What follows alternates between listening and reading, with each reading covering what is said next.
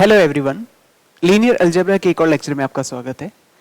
देखिए, last lecture में हमने linear transformation T a alpha plus b beta equal a into T alpha plus b into T beta, या f की term में बोले तो f of a x plus b y equal a into f x plus b into f y, या इसका general form f of c x plus y equal c into f x plus f y, इसको start किया था। और उसी में हमने एक रैंक नलिटी थ्योरम जो जस्ट लास्ट लेक्चर में हमने पढ़ी, क्या थी? Rank T plus nullity T equal dimension V. तो एक तो उसका प्रूफ आप अच्छे से तैयार करिएगा, एग्जाम में वो आ सकता है, और उसके ऊपर बेस्ड क्वेश्चन तो बहुत आते हैं। आज हम उसी के ऊपर बेस्ड क्वेश्चंस करने जा रहे हैं। तो आज का हमारा टॉपिक जो है, टॉपिक नंबर 3, टॉपिक बना दिया मैंने आपका ये। तो टॉपिक नंबर 3 जो है, इसको आप क्वेश्चंस की तरह समझे। Topic number 3, questions based upon rank nullity theorem. Questions based upon rank nullity theorem, जो कल हमने प्रूफ किया। क्या प्रूफ किया था? Rank of T plus nullity of T is equal dimension of V. तो अगर टी जो है, अगर टी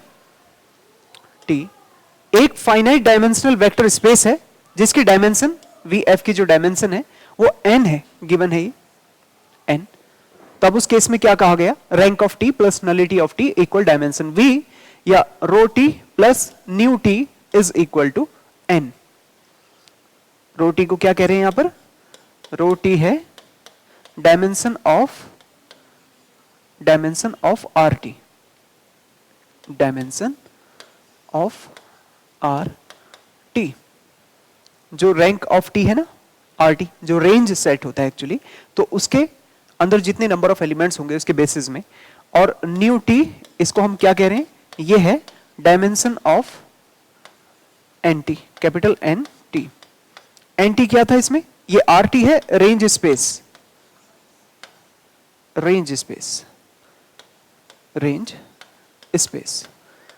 और एन टी क्या था? Null space. ये दो बातें थी, इनको हमने सब स्पेस भी प्रूफ किया हुआ है लास्ट लेक्चर में। एक सबसे इंपॉर्टेंट बात ये थी यहां पर स्टार पॉइंट वाली, वो ये था कि एटलीस्ट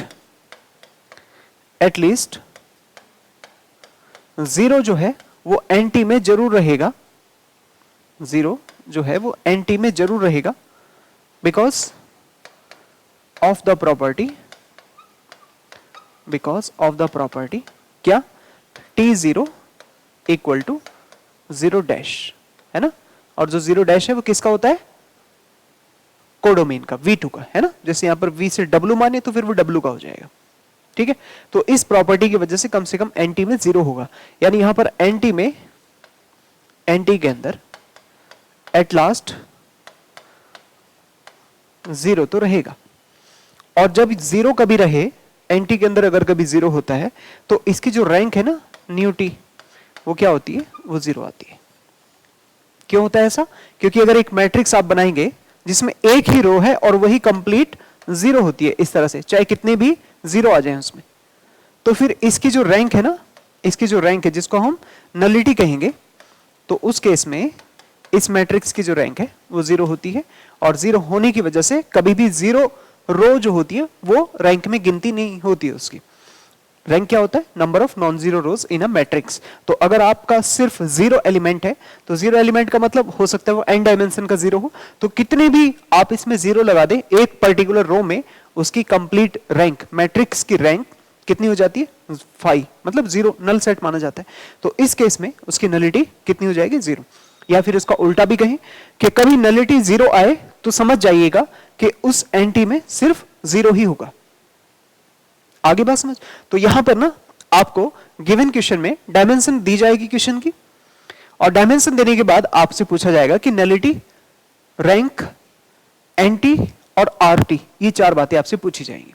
कभी कभी इस थ्योरम को वेरीफाई करने के लिए भी बोलेंगे आपसे वो, कभी कभी इसका यूज करके इन वैल्यूज को निकलवाने के लिए भी पूछेंगे कि रैंक निकालिए, नलिटी निकालिए। तो वहां पर आपको इस थ्योरम का यूज करना पड़ेगा। तो कैसा क्वेश्चन आता है? देखो ऐसा क्वेश्चन आता है, क्वेश्चन नंबर 1, पढ़िए इसको। क्या लिखा है? If T such that V4R to V3R is a linear transformation defined by f of ABCD equal A minus B plus C plus D, comma A plus 2C minus D, फिर comma A plus B plus 3C minus 3D। इस type की एक linear transformation है for the scalars ABCD belongs to real number, then verify rank T plus nullity T equal dimension of V4। अब सबसे पहली बात तो यह है कि आपको यहां पर एक ट्रांसफॉर्मेशन गिवन होगी और उसमें ये रैंक, नलिटी, रेंज और क्या निकालना है, रैंक, नलिटी, रेंज और नल स्पेस। इन चार बातों पर ध्यान रखना है। हालांकि अगर इस तरीके का कोई इक्वेशन आएगा रैंक टी नलिटी टी, तो उसमें आपको आधा ही काम करना है, सिर्फ रैंक निकालनी और नलिटी निकालनी है।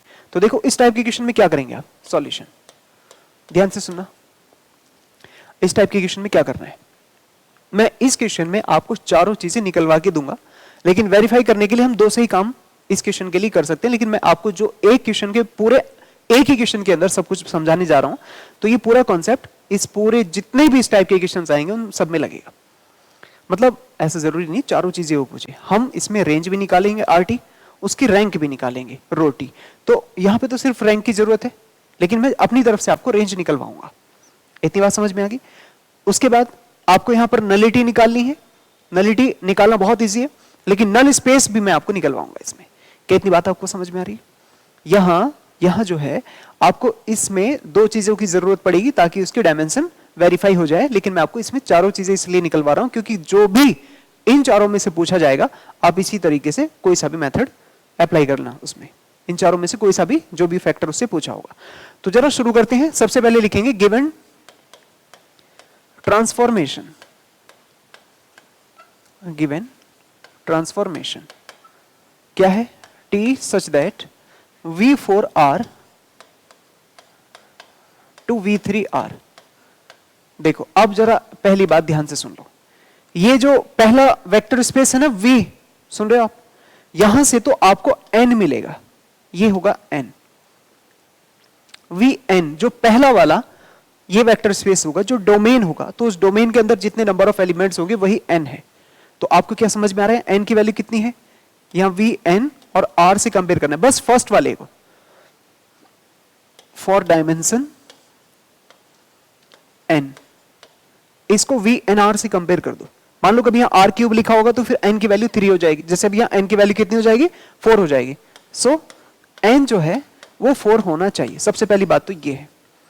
जो गिवन ट्रांसफॉर्मेशन है उसी को देखते हुए आपको समझ में आएगा कि यहां पर कितने कोऑर्डिनेट्स हैं, n के नंबर यहीं से पता लग जाएंगे। दूसरा कहां से पता लगेगा, दूसरा पता लगेगा यहां से, ये जो f दिया है, f क्यों लिखा है यहां, t होना चाहिए, t हुए, अगर t लिखा है तो t होगा ये, a b c d। देखो यहां जितने कोऑर्डिनेट्स हैं वही n होगा, 4 डायमेंशन के पॉइंट है तो फिर n की वैल्यू 4 है, बस ये समझो आप। यहां इसको आप t समझ लो, f नहीं t होना चाहिए, मिस टाइप हो गया, क्योंकि कभी f कभी t दो चीजें एक साथ नहीं आएंगी, अलग अलग होगी। तो देखो क्या है, मैंने क्या समझाया, n की वैल्यू आपको तुरंत सबसे पहले यहां से मिलेगी 4, और दूसरा ये कहां देख सकते हैं आप, यहां पर a b c d, इनके अंदर जितने कोऑर्डिनेट्स होंगे वही n होगा। पूरी बुक के लिए ध्यान रखिएगा आप इसे, ठीक है। इतनी बात समझ में आ गई। तो n की वैल्यू तो 4 होगी। उसके बाद ये a b c d की ट्रांसफॉर्मेशन लिखो, क्या लिखा है देखो, a minus b plus c और plus d, a plus 2c minus d, a plus b plus 3c minus 3d। ऐसे आगे बात समझ। अब ये ट्रांसफॉर्मेशन गिवन होगी, n वहां से आपको स्टार्टिंग में ही पता लग जाएगा। अब देखो आप यहां पर हेडिंग डालेंगे कि हम पहले रेंज के लिए काम करें, फिर बाद में नल स्पेस के लिए काम करेंगे। तो देखो पहले हेडिंग जब हम बनाएंगे तो हम लिखेंगे फॉर आरटी के लिए, ठीक है, आरटी के लिए काम करेंगे। अब ध्यान से सुनो, आरटी के लिए ना आप यहां पर देखो कि कितने डायमेंशन का वेक्टर स्पेस है, 4 डायमेंशन का वेक्टर स्पेस है। तो इसके लिए आपको यूजुअल बेसिस, सुन रहे हो आप, इधर देखो, पहले मैं थोड़ा सा लेंदी कराऊंगा फिर तुम्हें एक शॉर्टकट बताऊंगा बहुत बढ़िया से। पहले पूरा प्रॉपर देखो और एग्जाम में उसको कैसे करना है मैं अभी थोड़ी देर में बताता हूं। देखो प्रॉपर क्या है, प्रॉपर ये है कि आप 4x4 का एक usual base E1 E2 E3 E4 consider करेंगे। अब E1 क्या है 1 0 0 0, E2 क्या है 0 1 0 0, E3 क्या है 0 0 1 0, E4 क्या है 0 0 0 1। ये है तो लिखेंगे for V4 are the usual basis is, उसका नाम लिखना पहले B। देखो जो मैं पिंक कलर में यहां पर लिखने जा रहा हूं, जो भी मैं इस पूरी क्वेश्चन में पिंक कलर में लिखूंगा वो एक ऐसा पार्ट है जो क्वेश्चन में आप स्किप कर सकते हैं। अब मैं उसे पूरा क्वेश्चन लिख दूं तब आपको समझाऊंगा कहां आप सीधी चीज डायरेक्ट अप्लाई कर सकते हैं। पिंक कलर में मैं जो भी इस क्वेश्चन में लिखूंगा यहां पर अब आगे, उसे आप स्किप कर सकते हैं, ठीक है। तो B इज इक्वल, आप इसे कंसीडर करेंगे E1 E2 E3 E4। समझ में आ गया। E1 आपको मैंने बता ही दिया है 2x2 के लिए 1 0 0 1 है, 3x3 के लिए 1 0 0 0 1 0 0 0 1 और ये 4x4 के लिए। तो देखो क्या किया जाएगा, अब आपको इस ट्रांसफॉर्मेशन में ये पहले E1 रखना है, E1, और वो क्या है एक्चुअली 1 0 0 0। इस ट्रांसफॉर्मेशन में जो गिवन है, इस ट्रांसफॉर्मेशन में A की जगह 1 और बाकी सब जगह 0। बात समझ में आ रही है। यानी कुल मिलाकर अगर आप A की जगह 1 रखेंगे तो यहां पर आपको 1 मिलेगा, फिर यहां पर आपको फिर से 1 मिलेगा, फिर आगे फिर से 1 मिलेगा और ये हो गया। इतनी बात समझ में आई, ये हुआ ठीक। उसके बाद आप TE2 निकालेंगे, TE2 यानी T 0 1 0 0, इस तरह से, इस तरह। अब आप B को 1 रखें, बाकी सब 0। B को 1 रखेंगे तो यहां क्या आएगा -1, फिर यहां पे तो B है ही नहीं 0, फिर आगे रखो 1। ये रेंज के लिए हम इसके इमेजेस निकाल रहे हैं, ठीक। उसके बाद TE3 जिसको हम T 0 0 1 0 कहेंगे, तो क्या होगा इस बार C 1 है बाकी सब 0, C 1 2 3, समझ में आ रहा है 1 2 3। और TE4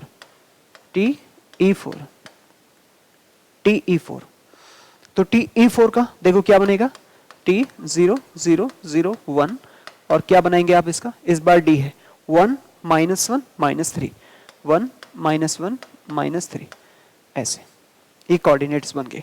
क्या आपको निकालना आ रहा है, ये पिंक कलर में जो लिखा है मैंने, क्या किया मैंने रेंज के लिए, ये यूजुअल बेस मानना है आपको, हर क्वेश्चन में यही होगा। इस यूजुअल बेस में आप ये वैल्यूज रखेंगे तो ये इस तरह से आ जाएगा। अब क्या करना है, ये जो TE1 E2 E3 E4 images आई है ना, यूजुअल बेस की इमेजेस, क्योंकि रेंज किसका होता है, इमेज का कलेक्शन होता है, तो फिर इसलिए हमने इमेजेस निकाली।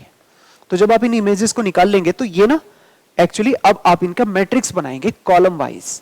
ये क्या है, ये फर्स्ट कॉलम है, ये सेकंड कॉलम है, ये थर्ड कॉलम है, ये फोर्थ कॉलम है। तब आप कहते हैं मैट्रिक्स ऑफ RT, उसको कॉलम वाइज अरेंज करना है। बात समझ में आ रही। तो क्या लिखेंगे देखो, देन अब मैं देखो रेड पेन से लिख रहा हूं, जो चीज रेड पेन से आ रही है वो बहुत अलर्ट होके देखो। Now matrix of RT, matrix of RT, इसका नाम मैं R कह दूं, R, ये चलो A कह देता हूं, कोई बात नहीं, इसका नाम मैं A कह देता हूं, मैट्रिक्स A। ध्यान से सुनो, हाँ जी ध्यान से सुनो।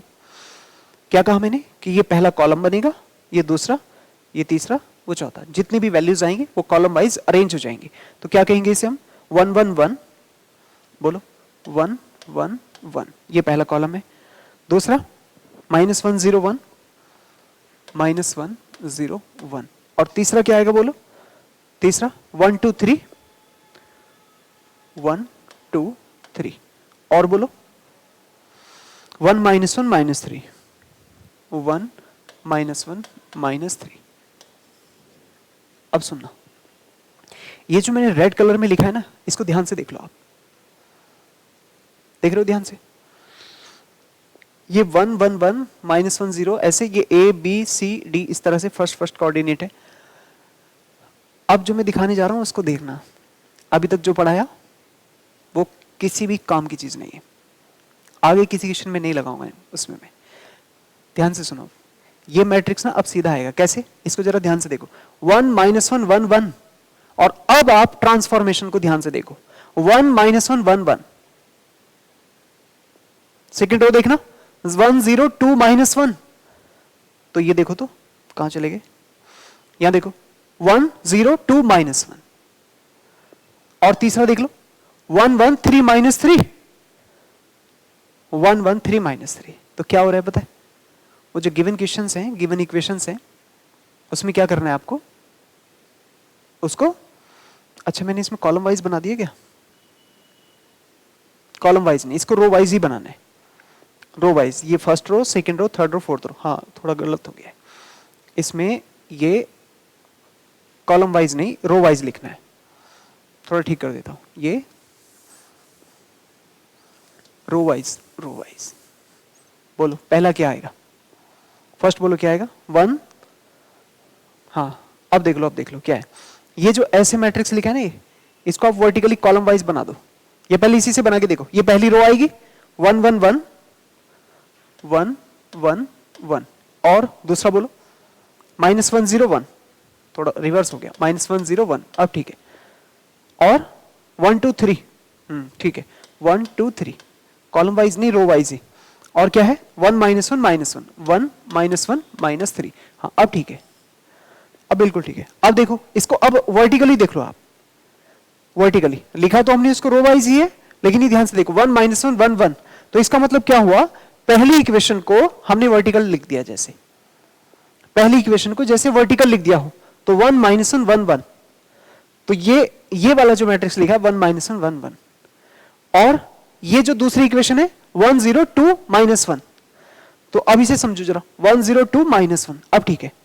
और तीसरा 1 1 3 -3, तो देखो ना 1 1 3 -3, तो अब ना आगे से जो गिवन ट्रांसफॉर्मेशन होगी उसको आप कॉलम वाइज लिख देना, वही मैट्रिक्स बन जाएगा जो आरटी के लिए होगा। ये कुछ नहीं करना है, तुम समझ रहे हो? आगे से ये पूरा क्वेश्चन में मैंने दिखाया आपको, लेकिन इसको अगर आप स्किप भी कर दोगे तो सीधा लिख सकते इस लाइन के बाद सीधा क्या? Now matrix of RT A is equal, इसको कॉलम वाइज अरेंज कर दो, जो भी गिवन है उसको कॉलम वाइज अरेंज कर दो। आगे बात समझ। अब करना क्या है पता है? इसकी रैंक निकालनी है। क्या निकालना है इसका? रैंक। एलिमेंट्री ऑपरेशन लगाकर जितनी नंबर ऑफ नॉन जीरो रोज होंगी वो इसकी रैंक होगी। क्या बात समझ में आ रही है? तो ये यहां पर मैं स्टार पॉइंट लिख दे रहा हूं आपके लिए। स्टार पॉइंट क्या है?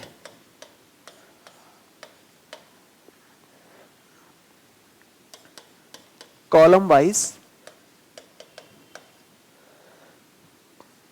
कैसे लिखूं? ऐसे लिख देता हूं, स्टार पॉइंट को ऐसे लिख देता हूं। Right the coefficients, right the coefficients column wise, बस डायरेक्टली। ये है स्टार पॉइंट। तो ये रेड पेन में जो लिखा मैंने, बस ये वाला काम करना है अब हम सीधे। तुम्हें समझ में आया क्या हो रहा है? यहां एक्चुअली ये जो चीजें मैंने दिखाई इमेजेस बना बना करके, जब हम इसका डिटर्मिनेंट बना, मैट्रिक्स बना रहे हैं रो वाइज 1 1 इस तरह से, तो 4 जो रो बन रही हैं, अगर हम इन्हीं को वर्टिकली कॉलम वाइज अरेंज कर दें, 1 -1 1 1 1 0 2 -1 1 1 3 -3, तो वही बनेगा जो ये है, और हमेशा बनेगा। क्यों? क्योंकि हम यूजुअल बेसिस रखेंगे तो फिर a B c a B c a B c इस तरह से वही आएगा। तो कॉलम वाइज अगर आप इसको अरेंज कर दे सीधा डायरेक्टली, तो ये आ जाएगा। अब इसको अरेंज करने के बाद आपको क्या करना है? इसकी रैंक निकालनी, वही नलिटी है, वो सॉरी वही रैंक है। इसकी रैंक निकालो, और वही क्या है? रो टी है। और जितनी नंबर ऑफ नॉन जीरो रोज आएंगी इसमें, वही आरटी हो जाएगा। सुन रहे हो तुम? सबसे पहले आप क्या करो, इसको अरेंज करो कॉलम वाइज, उसके बाद इसकी रैंक निकालो, तो रो टी आ जाएगा, वहां से रो आ जाएगा, और जितनी नंबर ऑफ नॉन जीरो रोज होंगी वो उसकी क्या हो जाएगी? RT, range. बात समझ में आ गई? चलो शुरू करो। लिखेंगे now now for rank, now for rank क्या करेंगे, R4 माइनस R1, फिर R4 क्यों लिख रहा हूं, पहले R2 से ही लिख देते हैं, R2 plus R1, R3 minus R1 और R4 माइनस R1 से माइनस कर देंगे सबको, है ना। अब बताओ जरा क्या बनेगा ये, 1 1 1, ये 0, इसे ऐड करेंगे 1, इसे भी ऐड करेंगे 2, आगे माइनस करेंगे 0, 2 माइनस 1 1, 3 माइनस 1 2, फिर देखो इसे माइनस करेंगे 0, माइनस 1 माइनस 2 और ये -4। समझ पा रहे हैं आप। इसके बाद क्या कर सकते हो, इसके बाद इसी में देखो, इसी में R2 को R3 से सीधा माइनस और 2 से मल्टीप्लाई करके इसमें जोड़ेंगे तो यहां भी 0 हो जाएगा। तो क्या कर सकते हैं, R2 फिक्स्ड कर दो और R3 माइनस R2 और R4 माइनस प्लस करना 2R2 ऐसे। तो ये दोनों कॉलम, ये दोनों रोज 0 हो जाएंगे। क्या आएगा, 1 1 1 0 1 2 और ये हुआ 0 0 0, बस एक और रो 0 0 0। अब बताओ इसमें नंबर ऑफ नॉन जीरो रोज कितनी होगी, इसमें नंबर ऑफ नॉन जीरो रो 2, तो इसकी रैंक 2 यानी रो की वैल्यू 2। और आपसे कोई पूछे RT क्या है, तो ये दोनों जो नॉन जीरो रोज है यही RT है। आगे बात समझ। तो फिर यहां से आपको क्या मिलेगा, यहां से आपको मिलेगा, लिखेंगे so rank of T is equal to and RT, ये दोनों कौन कौन, 1 1 1 0 1 2 ऐसे लिख देंगे। तो यही है आपकी RT। तो आपको समझ में आया क्या किया, बेसिकली पीछे से कोई मतलब नहीं है आपको, ये सारा फालतू का ड्रामा है। इसे कहूं तो ये ड्रामा है, लिखने का ड्रामा।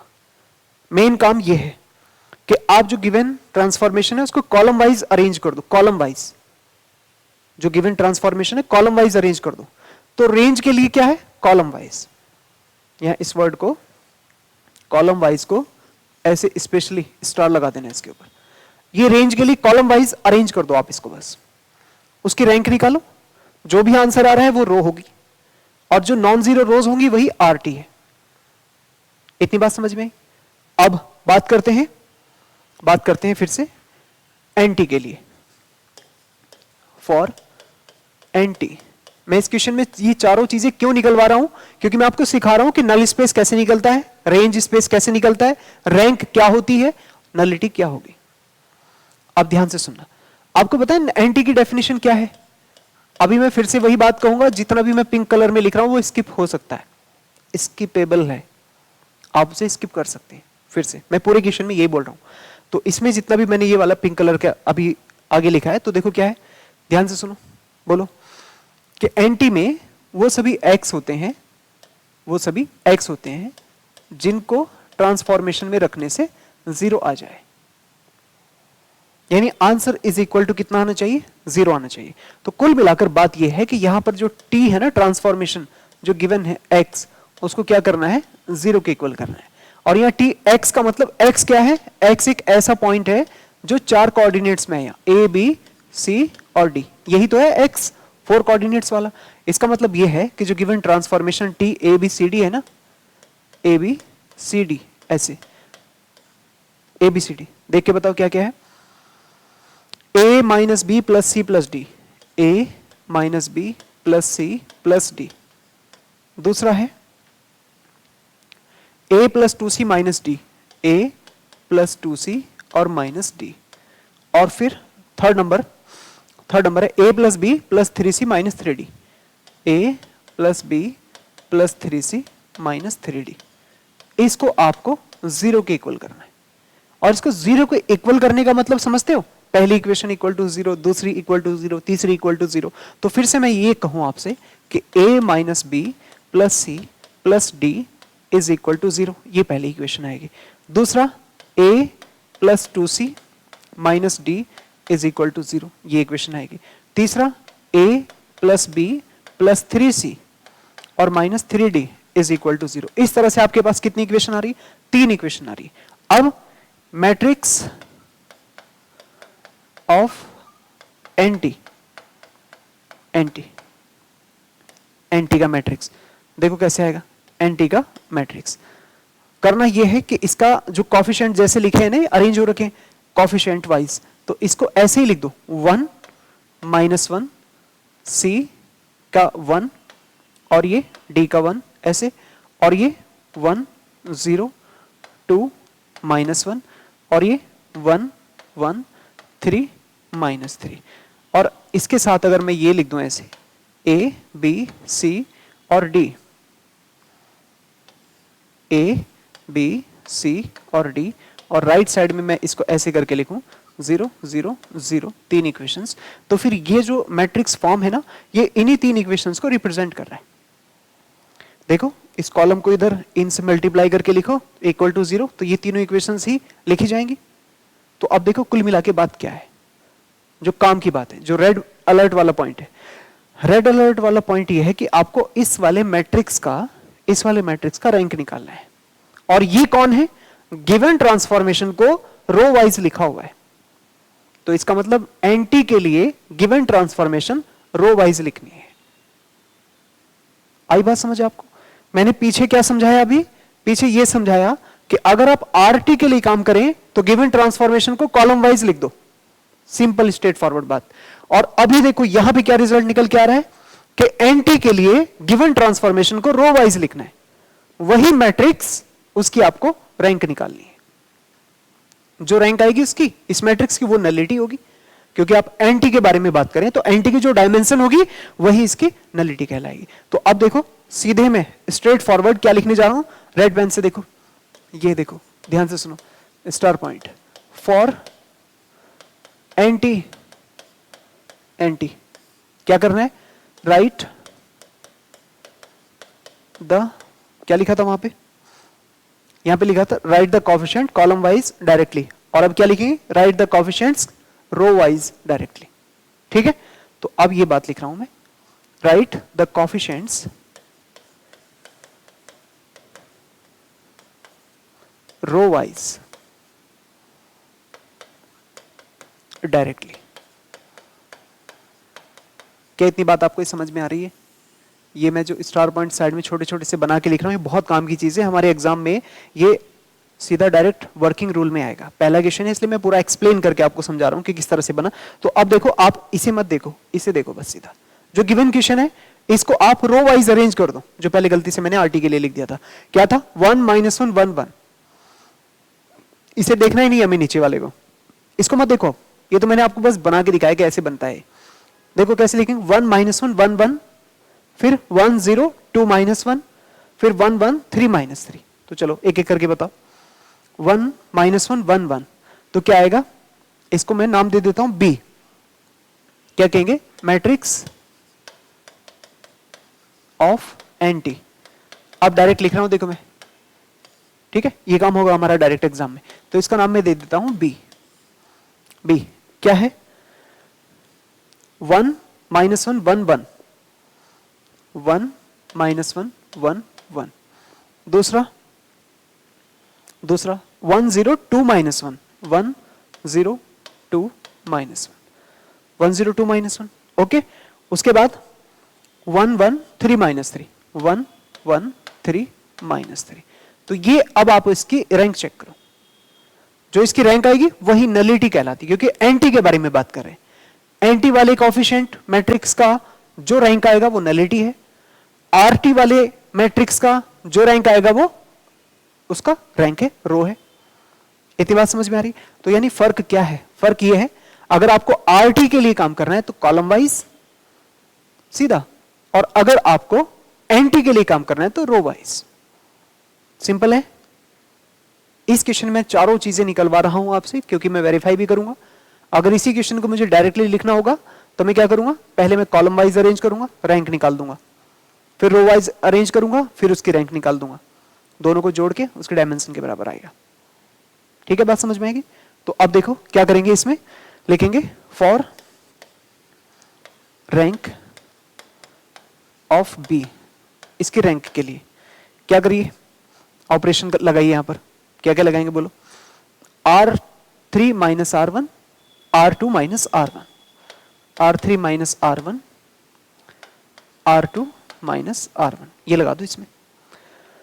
ठीक, तो क्या बनेगा देखो, यहां लिख देता हूं इधर, 1 माइनस 1 1 1, ऐसे 1 माइनस 1 0, फिर ये 0 माइनस 1 1 हो जाएगा, 2 माइनस 1 1 होगा, फिर ये माइनस 2 हो जाएगा। कैलकुलेशन देखते रहना, 1 माइनस 1 0, 1 माइनस माइनस 1 तो 2 हो जाएगा, 3 माइनस 1 2 होगा, माइनस 3 माइनस 1 माइनस 4 होगा। अब जरा ध्यान से देखो, ध्यान से देखो, ये वाली रो 0 बनाई जा सकती है, कैसे बन सकती है 0 बोलो, ये वाली रो 0 कैसे बनेगी, आप R3 से 2 टाइम्स R2 माइनस कर दो, ये 2 है ना, 2 से मल्टीप्लाई करके, तो नीचे 0 हो जाएगा। तो क्या बनेगा जी, देखो 1 माइनस 1 1 1, 1 माइनस 1 1 1, और नीचे 0 1 1 माइनस 2, और ये क्या हुआ 0 0 0 0। अब इससे आगे इसको और 0 नहीं बनाया जा सकता, तो इसकी रैंक कितनी आ गई, इसकी रैंक 2 आ गई। सो इसकी जो रैंक है, रैंक बी, वो 2 है, और यही रैंक जो है वो नलिटी कहलाती है। क्या कहलाएगी ये, नलिटी, नलिटी बराबर 2, ऐसे इसकी नलिटी 2 है। अब इसका मतलब ये है कि यहां पर आपको न्यू टी की वैल्यू मिल गई, न्यू टी की वैल्यू कितनी मिल गई, 2 मिल गई, ऐसे, बात समझ में? लेकिन ये नल स्पेस नहीं है, इतना ध्यान रखना है। रेंज में तो आपने सीधा यहां RT लिखने के लिए नॉन जीरो रोज को लिख देना है, लेकिन नल स्पेस में आप उसकी दोनों रोज डायरेक्टली मत लिख देना, क्योंकि नल स्पेस का मतलब वो नहीं है जो सीधी नॉन जीरो रोज हैं। बस यहां से आपको न्यू टी मिलेगा। नल स्पेस अभी मैं थोड़ी देर में निकलवाता हूं आपको, लेकिन फिलहाल ये समझो कि अगर आप इसका वेरिफिकेशन करेंगे तो इतना काम आपको हो गया कि 2 तो आ रही है इसकी न्यू, 2 ही इसकी रो है, न्यू प्लस रो 2 प्लस 2 किसके बराबर आ रही है, n के, 4 के। तो अब क्या करेंगे आप इसमें, फॉर वेरिफिकेशन, फॉर वेरिफिकेशन क्या करना, क्या करेंगे, न्यू टी या rho T plus nu T is equal 2 plus 2 is equal to 4 is equal to n। Hence rank nullity theorem is verified, ये हुआ इतना। अब बात करते हैं यहां पर नल स्पेस के बारे में। अगर आपको नल स्पेस निकालना है तो फॉर नल स्पेस, अगर आपको नल स्पेस निकालना है, NT निकालना है, तो अगर NT निकालना है तो NT वो नहीं है जैसे हमने RT में, सिंपली RT में जैसे आपने यहां पर इन number of non zero rows को कलेक्ट करके लिख दिया था ना, ये तो RT आ जाएगा, इतना आसान। लेकिन NT इतना आसान नहीं है, NT में थोड़ा सा आपको कुछ काम करना पड़ेगा। क्या काम करना पड़ेगा, ध्यान से सुनो। ये जो मैंने अभी आपको शॉर्टकट बताया कि आप उसको रो वाइज अरेंज करो, रैंक निकालो, न्यू टी आ जाएगी, ओके, कोई दिक्कत नहीं है। लेकिन ये सोचो कि ये मैट्रिक्स है ना, ये ओरिजिनली तो इसी फॉर्म का मैट्रिक्स है ना, ये इक्वेशंस है ना, इसके मल्टीप्लाई में ABCD तो चल ही रहा है ना, यह है सबसे इंपॉर्टेंट बात। तो फिर ये जो मैट्रिक्स की आप इक्विवेलेंट फॉर्म बना के कन्वर्ट करके यहां रैंक निकाल रहे हो ना, तो इसके साइड में मल्टीप्लाई में ABCD और RHS में क्या चल रहा है, 0 0 0 चल रहा है। आगे बात समझ? तो आपको पता है क्या करना है, आपको इस इक्वेशन में ABCD मल्टीप्लाई करके RHS में 0 करना होगा। तो क्या है देखो, यहां से ये देखो 1 माइनस 1 1 1, ये जो आपने फाइनल रैंक निकाली यहां से, इसके मल्टीप्लाई में भी ABCD चलाना है, इक्वल टू 0 करना है। तो क्या क्या आएगा, 1 माइनस 1 1 1, 1 माइनस 1 1 1, 0 1 1 2, 0 1 1 माइनस 2, 0 1 1 माइनस 2, और ये क्या है 0 0 0 0। और इसके मल्टीप्लाई में ये ABCD ऐसे चल रहा था, और RHS में क्या आएगा 0 0 0, ये 3 बार 0। तो ये चीजें ओरिजिनली चल रही थी, इसको हमने थोड़ी देर के लिए स्किप कर दिया था बस रैंक निकालने के लिए इसकी। और जब आप इसे मल्टीप्लाई करके लिखेंगे तो तब देखो क्या आएगा, a minus b plus c plus d is equal to 0 ऐसे।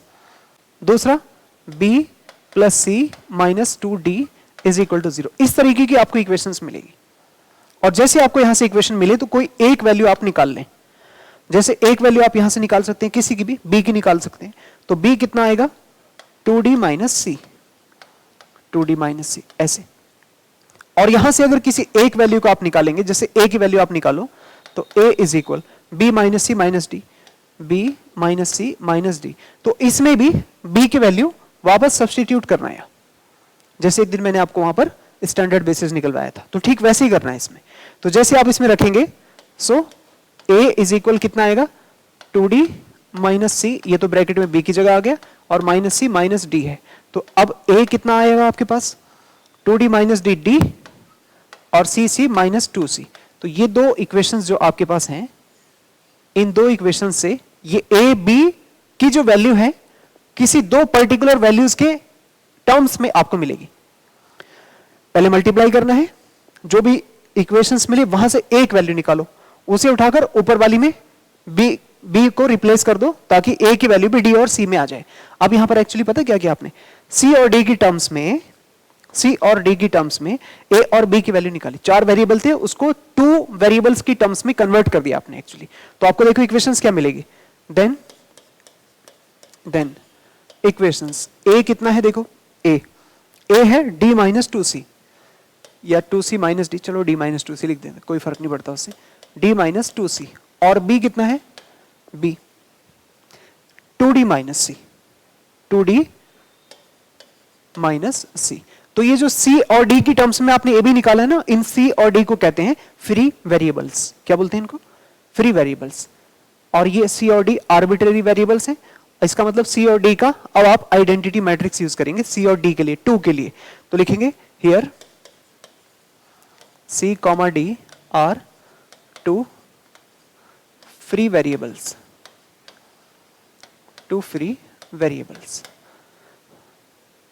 सो एक बार आपको c को 1 लेना है, d करना है 0, 1 0, और दूसरी बार आपको c को 0 करना है, d को करना है 1।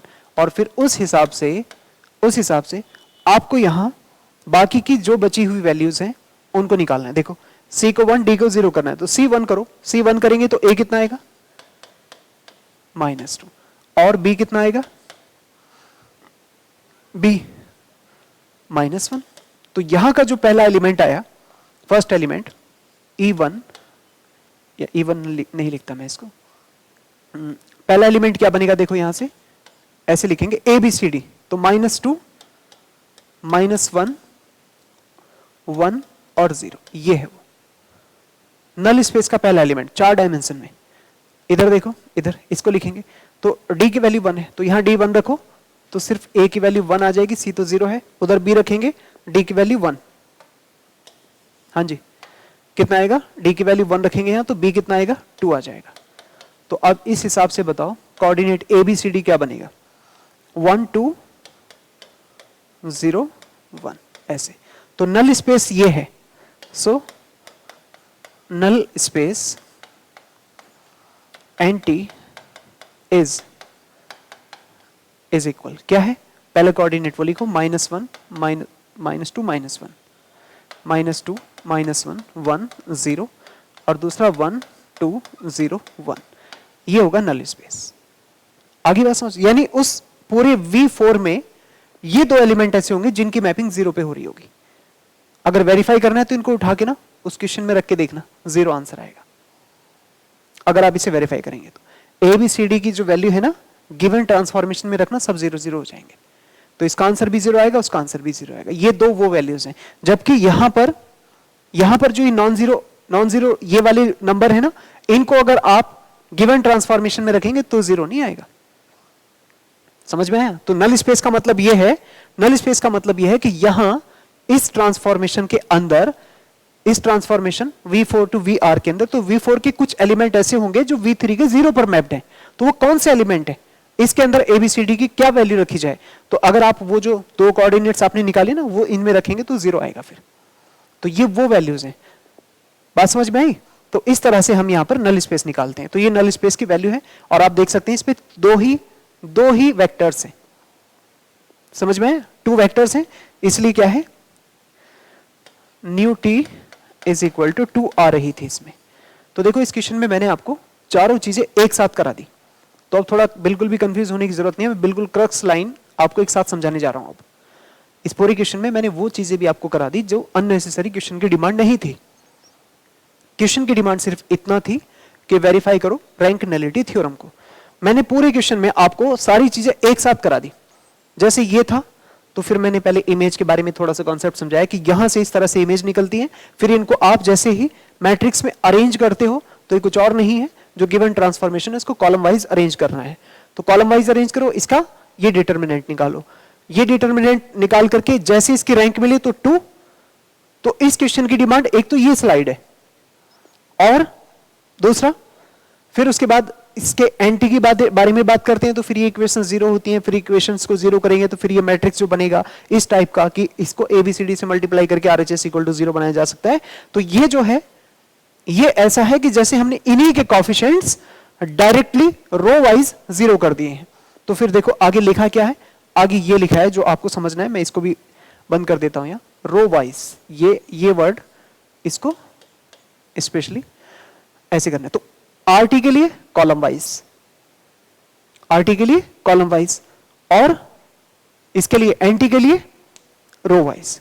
तो इस तरह से दो मैट्रिक्स बनाओ, उनकी रैंक निकालो, काम खत्म। बात समझ में आई? तो अगर कहा जाए तो एक तो ये स्लाइड, ये जो आपके सामने लिखी है, इसको अगर मैं देखो ऐसे करके, और एक ये वाली स्लाइड, ये बस ये वाली स्लाइड, दो स्लाइड्स ही, ये दो स्लाइड्स हैं, ये डायरेक्टली इस क्वेश्चन का आंसर बन जाएंगे ऐसे। ये देखो अगर मैं आपको कहूं इस क्वेश्चन का आंसर क्या होगा, तो आपने क्या करना है, एक तो इसको कॉलम वाइज अरेंज कर दो, इसकी रैंक आएगी 2, और दूसरा नल स्पेस के लिए ये नल स्पेस के लिए इसका रो वाइज अरेंज करो, इसकी रैंक आएगी 2, और वेरीफाई करने के लिए क्या करें, दोनों को जोड़ के 2 + 2 4 के बराबर दिखा दो। बात समझ में आई? लेकिन मैंने यहां पर NT और RT और आपको समझाया। NT में थोड़ा सा एक्स्ट्रा है, NT में एक्स्ट्रा ये वाला स्टेप्स है कि आप इस कॉलम में जो फाइनल आया उसमें ABCD मल्टीप्लाई करेंगे, फिर इसको क्रॉस वगैरह करके थोड़ा A और B की वैल्यू C D की टर्म्स में निकालो, और फिर उसके बाद ये वाली चीजें कहां गया, हाँ उसके बाद ये ABCD वाली चीजें आप इसमें रख करके जो आंसर आएंगे ये वो ABCD है जो गिवन क्वेश्चंस में रखने पर 0 कर देंगे। आगे बात समझ? तो दो चीजें मैंने जो NT निकालना और RT निकालना है वो एक्स्ट्रा कराई है इस क्वेश्चंस में, ठीक है? तो मैं क्या करता हूं, एक काम कर देता हूं, मैं इसको ये जो दो स्लाइड्स हैं इनको अलग से लिख देता हूं ऐसे। जैसे RT है तो इसके नीचे ऐसे बना के मैं हेडिंग लिख देता हूं, नाउ, या नाउ करके छोड़ो, demand of the question, demand of the question. तो इसमें आपको वेरीफाई करनी है, verify row T plus nu T is equal n, ये वेरीफाई करना है। तो आप सबसे पहले नंबर 1 RT निकालो यहां से, जैसे RT निकला, फिर RT निकलेगा, ये आपके सामने लिखा है ऐसे, तो RT निकलेगा। उसके बाद सीधा डायरेक्ट क्या करेंगे आप, इसमें यहां NT निकालेंगे, और NT निकालने के बाद तुरंत इसके बाद नीचे वेरीफाई कर देंगे, वेरिफिकेशन, वेरिफिकेशन। तो इस क्वेश्चन के लिए तो आपको बस इतना ही करना है, रो T plus nu T is equal कितना, देखो कितना, 2 + 2 इज इक्वल टू 4 बराबर n, सो वेरीफाइड। बस इतना, ये रहा। तो इस क्वेश्चन का आंसर तो 2 स्लाइड्स में है, ये देखो, इस क्वेश्चन को तो हम 2 स्लाइड्स में खत्म कर सकते हैं ऐसे। क्या किया, इधर ध्यान दो, क्वेश्चंस की वेरिफिकेशन के लिए कॉलम वाइज अरेंज करो, यहां से रैंक निकालो, 2 आ गई, खत्म बात। उसके बाद रो वाइज अरेंज करो, रैंक निकालो, 2 + 2 4, बस खत्म। लेकिन क्यों मैंने इतना सारा आपको बताया? क्योंकि इन सब में ना, ये देखो मैंने दोनों स्लाइड्स ना अलग से दोबारा कॉपी कर दी, जहां से ग्रीन लिखा है। आप लिखते हुए इस बात का ध्यान रखना, ग्रीन में मैंने डायरेक्टली किया है, ठीक है? चाहे तो मैं इसको डायरेक्टली लिख देता हूं यहां, ग्रीन पेन से डायरेक्टली, ठीक है? तो ये मैंने दोनों स्लाइड्स दोबारा से कॉपी करके लिख दी हैं आपके लिए, ताकि तुम्हें थोड़ा सा समझ में आए। यहां से तो इस क्वेश्चन का डायरेक्टली आंसर है, डायरेक्टली आंसर लिख देता हूं मैं, आंसर 1, क्वेश्चन नंबर 1 का आंसर 1। ये डायरेक्टली इतना डिमांड है क्वेश्चन की। तो देखो ये और ये एंटी और वेरीफाइड, ये खत्म, इतनी कहानी है। अगर इसी क्वेश्चन को सॉल्व करना है एग्जाम में तो इतना कर देना। सेम क्वेश्चन, क्या किया इसमें? आपने इसकी वैल्यू निकाली, कॉलम वाइज अरेंज करके रैंक निकाल दो, रो वाइज अरेंज करके नलिटी निकाल दो, और वेरीफाई करना है तो प्लस करके ये आएगा हमेशा। लेकिन मैंने शुरू से आपको इतना सारा क्यों पढ़ाया? क्योंकि मुझे पूरा कॉन्सेप्ट एक ही सवाल में आपको समझाना है। ये कॉन्सेप्ट क्वेश्चन नंबर 1 में सबसे पहले, अब मैं पूरा एक्सप्लेन करके जो बताया मैं उस पे जा रहा हूं वापस। ये ABCD गिवन था, इमेजेस का कलेक्शन इस तरह से बनता है, और जैसे ही ये बनेगा आप इसको अरेंज करेंगे तो ये वही है जो आपको कॉलम वाइज बनता हुआ दिखाई देगा। फिर वही काम किया हमने, इसके रेंज तो यहीं से मिल गई। उसके बाद एंटी के लिए क्या करते हैं? इसको इक्वल करते हैं 0 के, फिर ये 3 इक्वेशन बनती है, इसको आप ऐसे अरेंज करते हैं मैट्रिक्स मेथड से। तो कुल मिला के बात घूम के फिर के वही आ जाती है कि direct equations row wise arranged हो गई है। तो यहां क्या बोला देखो, रो वाइज अरेंज हो गई है, रो वाइज अरेंज हो गई, इसकी नलिटी इतना आ गया। और फिर इसके बाद हमने ये वेरीफाई किया था, ये वेरीफाई, चलो वेरीफाई भी हो गया। लेकिन नल स्पेस के लिए मैंने अलग से आपको समझाया कि नल स्पेस निकालना है तो ABCD से मल्टीप्लाई और ये सारी चीजें करेंगे। और उसके बाद आप इसमें थोड़ी फ्री वेरिएबल्स ढूंढ कर कि 2 फ्री वेरिएबल बन जाए तो 1 0 0 1 रख लेना है। अगर 3 फ्री वेरिएबल आएंगे तो 1 0 0 0 1 0 0 0 1 उसके हिसाब से वैल्यूज आ जाएंगी। तो फिर ये जो आंसर्स निकल के आएंगे ABCD के, ये वो आंसर्स हैं जो गिवन क्वेश्चंस में रखने पर 0 कर देंगे। आप चाहें तो घर पे रख के देख लेना इनको, ठीक है? तो ये आ जाएगा यहां से न्यूटी के बारे में। तो इतना ये मैंने पूरा फैला करके सारी चीजें समझाई आपको। लेकिन डायरेक्टली एग्जाम में क्या करना है, ये मैंने ग्रीन वाले पोर्शन से लिखा है। इसके आगे पूरा लिखने के बाद दोबारा से फिर ये दोबारा लिखा है कि डायरेक्टली क्वेश्चन करेंगे तो यहां पे रैंक, यहां पे नलिटी और ये वेरीफाइड। आगे समझ?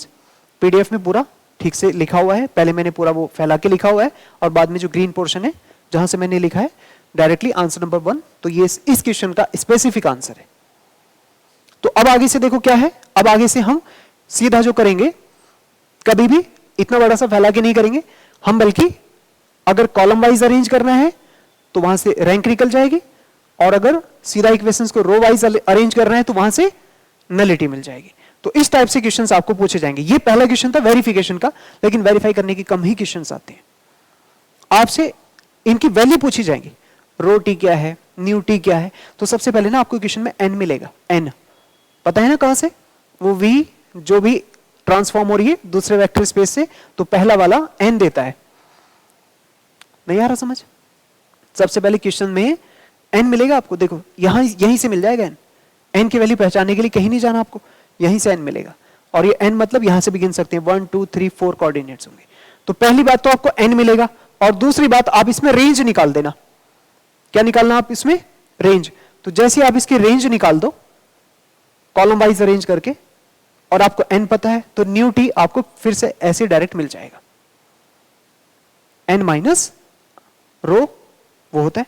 तो फिर इस तरह से अब आगे के जो क्वेश्चंस हैं इनका एप्लीकेशन बेस्ड है, जैसे कि ये क्वेश्चन आए हुए। अब इन क्वेश्चंस में देखो ये बहुत रिपीटेड या सिमिलर टाइप के क्वेश्चंस हैं। मैं एक कराऊंगा, एक आप घर से करेंगे। ध्यान से समझो क्या लिखा है। वेरीफाई करना है that the transformation this defined by this is a linear transformation. पहली बात तो इसे लीनियर ट्रांसफॉर्म प्रूफ करना है। अब लीनियर ट्रांसफॉर्म कैसे? लास्ट लेक्चर में, सेकंड लास्ट लेक्चर में, T c alpha plus beta is equal c T alpha plus T beta, ये करना है। तो पहले क्वेश्चन में तो वही काम है जो हमने उसमें किया हुआ है। दूसरे में क्या है? वेरीफाई करना है transformation this defined by this is linear transformation, and देखो यहां भी फाइंड करना है क्या? Range, rank, null space and nullity. ये 4 बातें प्रूफ करनी है। इसमें भी क्या करना है? And find range, rank, null space and nullity.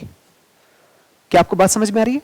तो इसमें वेरीफाई करना है आपको कि ट्रांसफॉर्मेशन लीनियर है, तो कल वाला क्वेश्चन है, मतलब जो लास्ट लेक्चर में हमने पढ़ा, सेकंड लास्ट लेक्चर में, कि इसको T of c alpha plus beta equal c T alpha plus T beta, पहले तो वो प्रूफ कराना है, और दूसरा उसके साथ आपको इनकी चारों चीजें निकालनी है।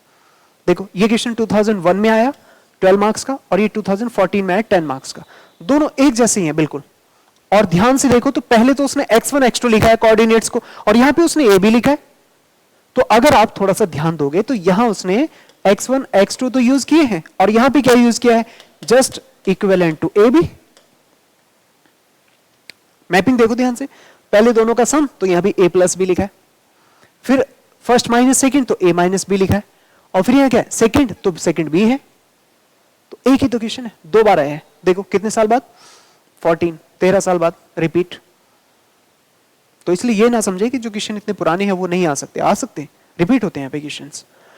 तो एक बार कर लो, एक ही का आंसर जो होगा दूसरे का भी आंसर होगा, एक बार 10 नंबर में, एक बार 12 नंबर में। सॉल्यूशन देखो, सबसे पहले तो इसमें लीनियर ट्रांसफॉर्मेशन शो करनी है, तो क्या करेंगे आप, पहले ट्रांसफॉर्मेशन लिख लो, टी v2r टू v3r, ठीक है। अब मुझे कोई बताएगा यहां से n की वैल्यू कितनी है, n की वैल्यू 2, कहां से पता लग रहा है, ये यहां से पता लगेगा, ये होता है n, vn। ट्रांसफॉर्मेशन क्या है, t a comma b is equal a plus b a minus b और b, ऐसे। अब पहला काम इसमें LT दिखाना है इसको कि LT है, और LT दिखाने की क्वेश्चन हम कर चुके हैं, t c alpha plus beta equal c T alpha plus T beta. तो अब आप क्या करेंगे इसमें, for LT we will show, क्या कहेंगे आप, t क्या कहें, c alpha plus beta is equal c T alpha plus T beta, इसके लिए ये करना होगा। तो अल्फा बीटा कौन होंगे, ऐसे नंबर्स होंगे ए बी, तो A1 B1 ले लेना अल्फा की वैल्यू, A2 B2 बीटा हो जाएगा। क्या कहेंगे, let alpha equal A1 B1, ये बिलोंग करता है V2R को, बीटा इक्वल A2 B2, ये बिलोंग करता है V2R को, and for any C belongs to R, real number C belongs to R, क्या कहेंगे, T of C alpha plus beta, इसकी वैल्यू निकालते हैं पहले। तो T ऑफ C अल्फा कौन है, A1 B1, कल कर चुके हैं काम हम, A2 B2, ऐसे है ना, पहले इन्हें मल्टीप्लाई करते थे, तो क्या होगा T C A1 C B1, या सीधा डायरेक्ट ऐड कर दूं, C A1 plus A2 comma C B1 plus B2, ऐसे। अब गिवन ट्रांसफॉर्मेशन क्या कहती है, first plus second, first minus second and second. तो हमारे हिसाब से ये जो गिवन है ये हमारे लिए फर्स्ट है और ये हमारे लिए सेकंड है, एक बार जोड़ना है, एक बार माइनस करना है और फिर सेकंड लिख देना है। तो क्या करेंगे जी, ऐसे लिख सकते हैं इसको, जब ये ट्रांसफॉर्मेशन हटेगी तो इसको ऐसे लिखेंगे, फर्स्ट प्लस सेकंड, सेकंड कौन है C B1 प्लस B2, उसके बाद फर्स्ट सेकंड तो C A1 plus A minus C B1 minus B2, B2 आएगा ना, ठीक है ओके, कहां पर C A1 plus A2, okay, C A1 plus A2 minus C B1 minus B2, और फिर सेकंड कॉमा लगाकर, comma C B1 plus B2। तो मैंने क्या कहा था आपको, या तो आप इसे इक्वेशन 1 कह दें और फिर दूसरी वाली वैल्यू अलग निकाल के लाए, दोनों इक्वेशन बराबर कर देनी है, या फिर इसी से थोड़ा आगे बढ़ा करके सॉल्व करके लिख सकते हैं, ज्यादा दिमाग लगेगा तो फिर आप दूसरा पार्ट अलग से कर लेना। लिखेंगे एंड, हाँ जी, and c T alpha plus T beta, ऐसे लिखते हैं। तो क्या आएगा, C T A1 B1 plus T A2 B2, ऐसे। और जब ये एक्सपेंड होगा तो कैसे करेंगे आप, C times A1 plus B1, A1 minus B1 और B1, फिर प्लस इसके नीचे A2 प्लस B2 कॉमा, यहाँ कॉमा है, फिर A2 माइनस B2 और फिर B2 ऐसे, और इन्हें जोड़ के ना बस ये इक्वेशन लिख देते हैं व्हाइट वाली सीधा, ठीक है, कोई टेंशन लेने वाली बात ही नहीं है। तो ये इज इक्वल आएगा किसके, उसी इक्वेशन के, CA1 plus A2 plus CB1 plus B2 फिर CA1 plus A2 minus CB1 minus B2 और फिर CB1 प्लस B2 ऐसे। तो ये दूसरी इक्वेशन है, और फिर हम क्या कह देते हैं कि फर्स्ट इक्वल सेकंड है, that's why it is linear.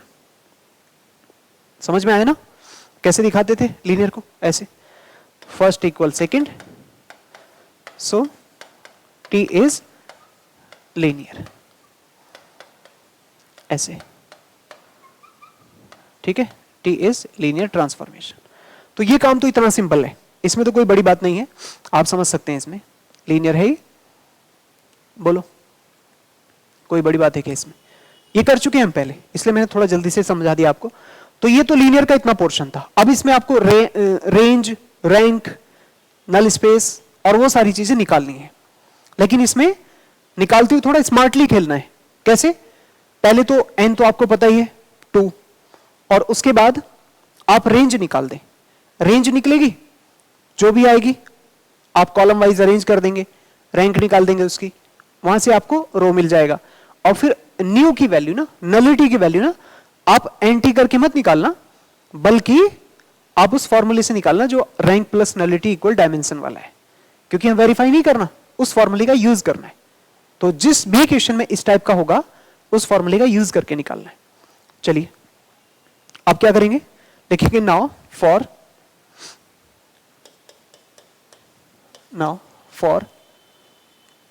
RT। अब RT के लिए करना है, तो मुझे बताओ क्या सिखाया मैंने आपको, कॉलम वाइज है ना,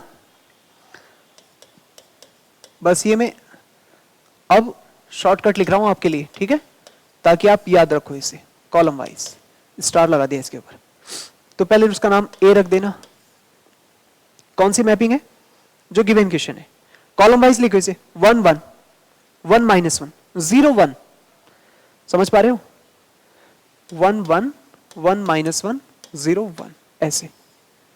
और अब इसकी रैंक निकालो आप, इसकी रैंक कैसे करेंगे, कैसे करेंगे बोलो, R2 माइनस R1 करके देख लो पहले, जो बनेगा देखते हैं, R2 माइनस R1, 1 माइनस 1 तो 0 हो जाएगा, 1 1 0, ये 0 माइनस 2 और 1 माइनस 1 1 माइनस 1 0 1 आ जाएगा।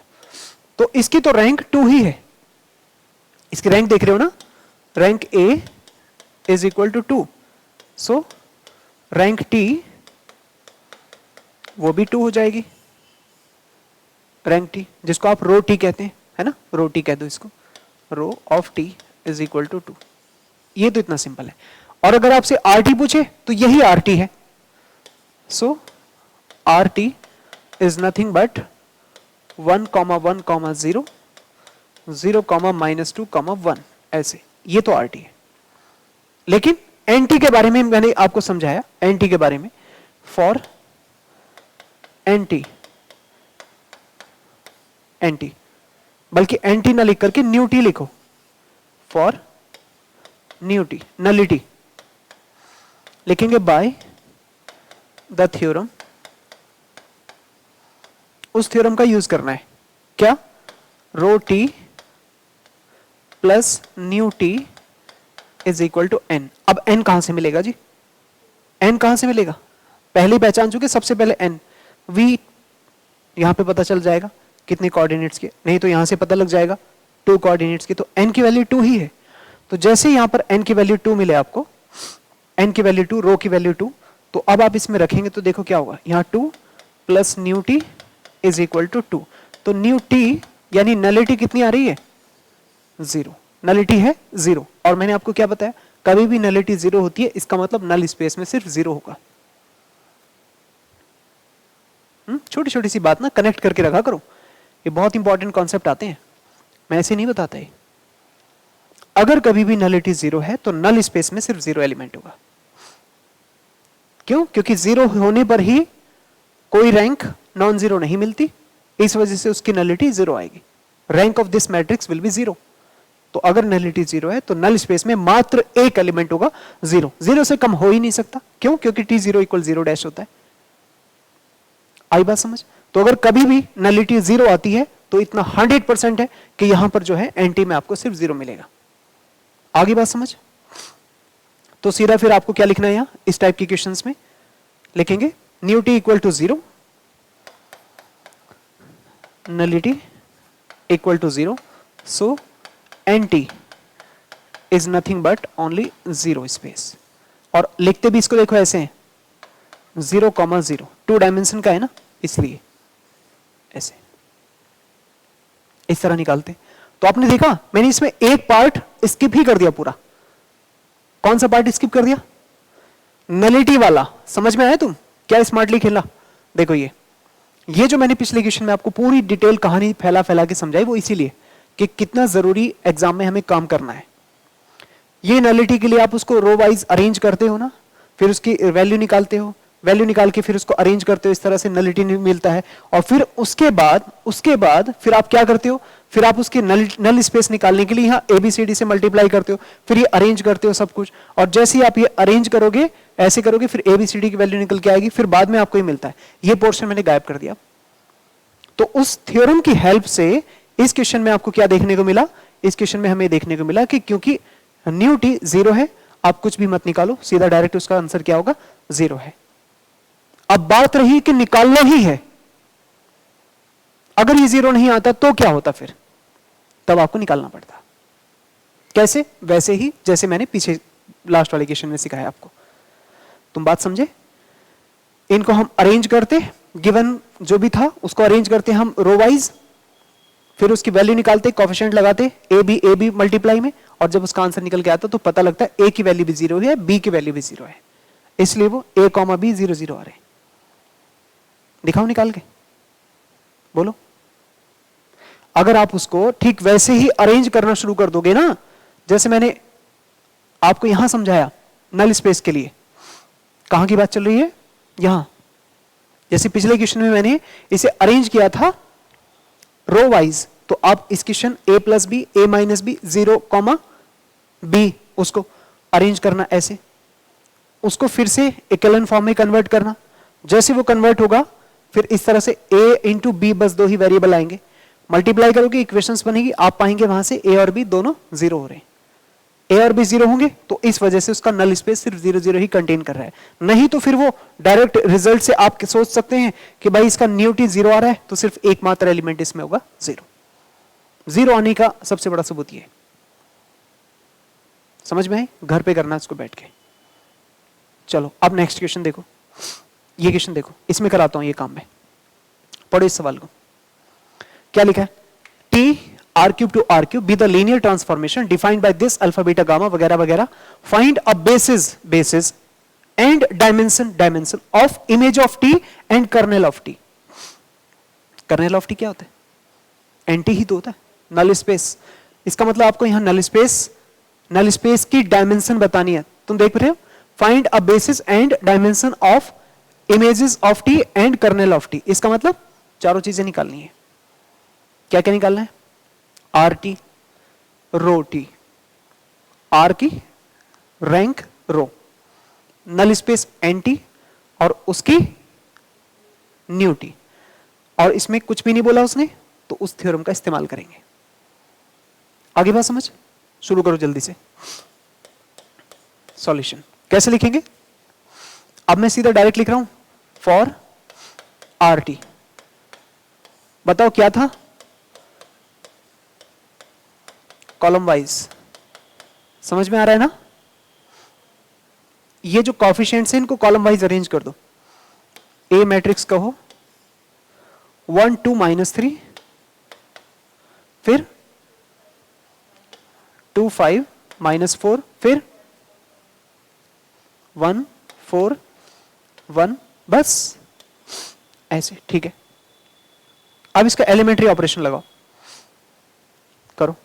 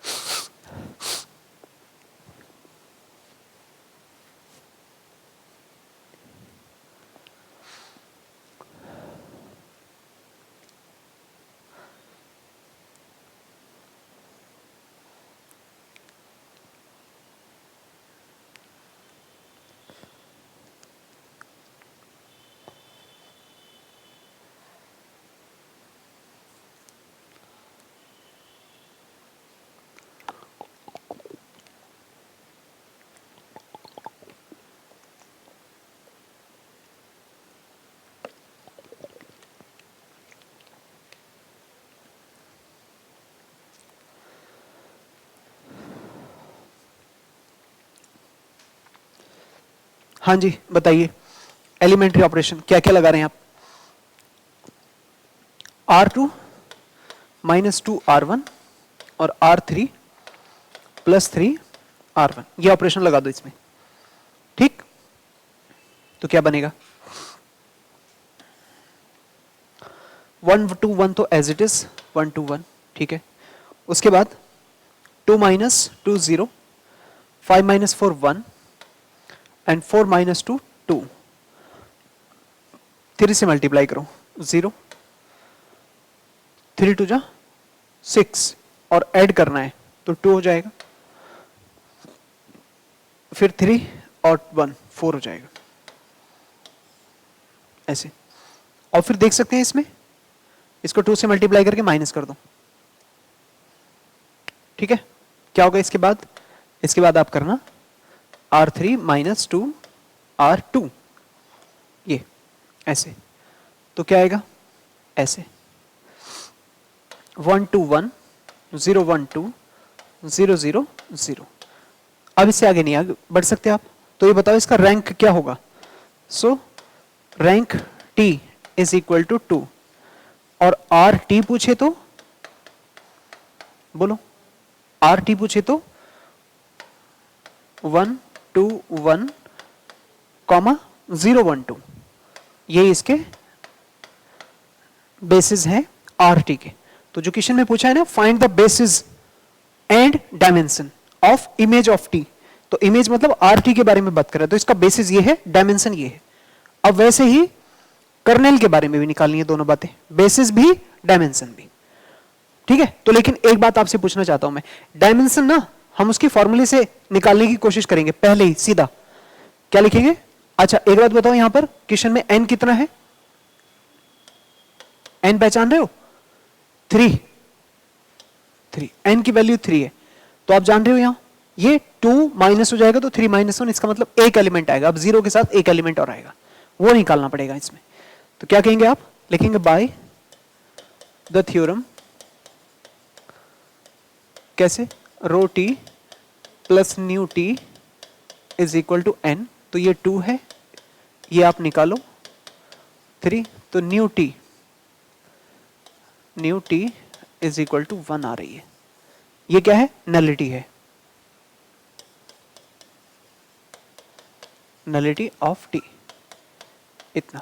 अब इसका मतलब यहां पर आपको नलिटी तो मिल गई, अगर इतनी ही बात होती तो ठीक है, लेकिन उसने नल स्पेस और मांगा है, बेसिस मांगा है उसका। तो अब आप क्या करेंगे? फॉर एंटी, इसके लिए थोड़ा सा अलग करना पड़ेगा। एंटी के लिए मैंने क्या बताया था आपको? रो वाइज, याद आ रहा है ये word? Row wise star point, जो गिवन है उसके ही रो वाइज आप ट्रांसफॉर्मेशन बना दें, तो उसका नाम मैं बी कह देता हूं। बी जो गिवन क्वेश्चन है, देखो क्या है? 1 2 माइनस 3, 1 2 माइनस 3 और 2 5 माइनस 4, 2 5 माइनस 4, और क्या होगा? 2 5 माइनस 4 1 4 1 1 4 1। तो ये जो येलो वाला पोर्शन है वो इक्वेशंस रो वाइज अरेंज करनी है, क्योंकि देखो हम ये जानते हैं एक्चुअली कि इधर अल्फा बीटा गामा चलते हैं और फिर ये इधर क्या हो जाएगा? 0 0 0, ऐसा होता है पूरा एक्चुअल इक्वेशन। लेकिन मैं इतना दिखाता नहीं हूं, बस सीधा इसी का रैंक निकालते हैं हम। तो अब आप इसके लिए रैंक निकालते हैं, रैंक ऑफ बी। तो क्या करेंगे आप? फिर से वही R2 माइनस 2 R1 और R3 माइनस R1, ये करो इसमें। तो क्या आएगा? 1 2 माइनस 3, 0 0 होगा, 1 होगा और 2 हो जाएगा। उसके बाद 0 होगा, 5 2 होगा और फिर 4 हो जाएगा।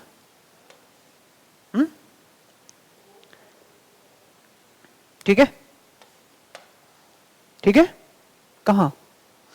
थर्ड वाला देखो ना, 1 और माइनस माइनस 3, तो 1 प्लस 3 4 4 हो गया। हम यहां R3 माइनस R1 कर रहे हैं ना, तो 1 माइनस 1 0, अच्छा ट्वाइस, और 2 2 जो 4 माइनस, ठीक है। तो यहां पे क्या लिख रहे हो? ये 0 हुआ, और 1 माइनस कितना, 1 माइनस कितना बैठा है, ठीक है, ठीक है, फिर ओके। तो अब देखो, अब इसके आगे इसको 0 नहीं कर सकते, इतना 0 हो गया। अब देखो, जब ये 0 नहीं हो पाएगा इसके आगे, तो पता है क्या करना है, जब लास्ट में आप इक्विवेलेंट फॉर्म में इसको कन्वर्ट कर दें, जब लास्ट में इक्विवेलेंट फॉर्म में इसे कन्वर्ट कर दें, बस इतना ही रहेगा। और इसके आगे हो रहा है, गलत हो रहा है कुछ, एक मिनट देख लेते हैं। इसको 1 से मल्टीप्लाई किया, 1 माइनस 1, हाँ ठीक तो था पहले, ठीक तो था ये। देखो क्या कर रहे हैं आप, इससे इसको माइनस करेंगे, 4 माइनस 2 तो 2 हो जाएगा, और 1 माइनस 3 प्लस 1 4, ठीक है, ठीक है, तो ये ठीक है, एक बार और होगा, हाँ सही कह रहे हो। तो अब देखो इसको क्या कर सकते हैं, ठीक है, ठीक है, गलत हो गया था वो, एक और ऑपरेशन लगा दो इसमें, क्या आएगा बोलो, R3 माइनस 2 R2, ये वाला लगा दो, तो क्या बनेगा, 1 2 माइनस 3 1 2 0 1 2 0 1 2 0 0 0। अब ठीक है, ठीक है। अब जरा ध्यान से सुनो, इस टाइप के जब तुम ट्रांसफॉर्म कर लो, इक्विवेलेंट फॉर्म में इसे कन्वर्ट कर लो, अब उसके बाद ये अल्फा बीटा गामा लगाने हैं, यहां पर अल्फा बीटा गामा और इज इक्वल टू 0 0 0, ऐसे ये चलता रहेगा, जिसको हम बार बार लिखते नहीं है। और जब आप यहां से इक्वेशन बनाएंगे तो पता है क्या बनेगी, alpha plus 2 beta minus 3 gamma, alpha plus 2 beta minus 3 gamma equal to 0। और दूसरी इक्वेशन क्या आएगी, beta plus 2 gamma, beta plus 2 gamma is equal to 0। ये इक्वेशंस अब आपको ठीक करनी होती हैं। यहां से अगर एक वैल्यू निकालेंगे तो बीटा की वैल्यू माइनस 2 गामा होगी, और यहां से अगर आप एक वैल्यू निकालेंगे अल्फा की, तो अल्फा कितना आएगा, 3 गामा माइनस 2 बीटा, और इस वैल्यू को आप वापस इस इक्वेशन में रख दो। और जैसे आप इस इक्वेशन में रखेंगे, ये एंटी के लिए करना होता है हमें ऐसे, जब इसमें रखेंगे तो क्या आएगा, अल्फा इक्वल 3 गामा और माइनस माइनस प्लस 4 गामा, ऐसे, तो कितना आ रहा है ये, 7 गामा। आई बात समझ, 7 गामा। तो देखो यहां से जब आपका ये अल्फा बीटा गामा बनेगा तो ऐसे लिखना है, इसके अल्फा की वैल्यू कितनी है, अल्फा की वैल्यू 7 गामा है, बीटा की वैल्यू माइनस 2 गामा है, और गामा की वैल्यू तो गामा ही है। तो यानी किसी एक वेरिएबल के टर्म्स में आप वैल्यूज निकाल लेते हो।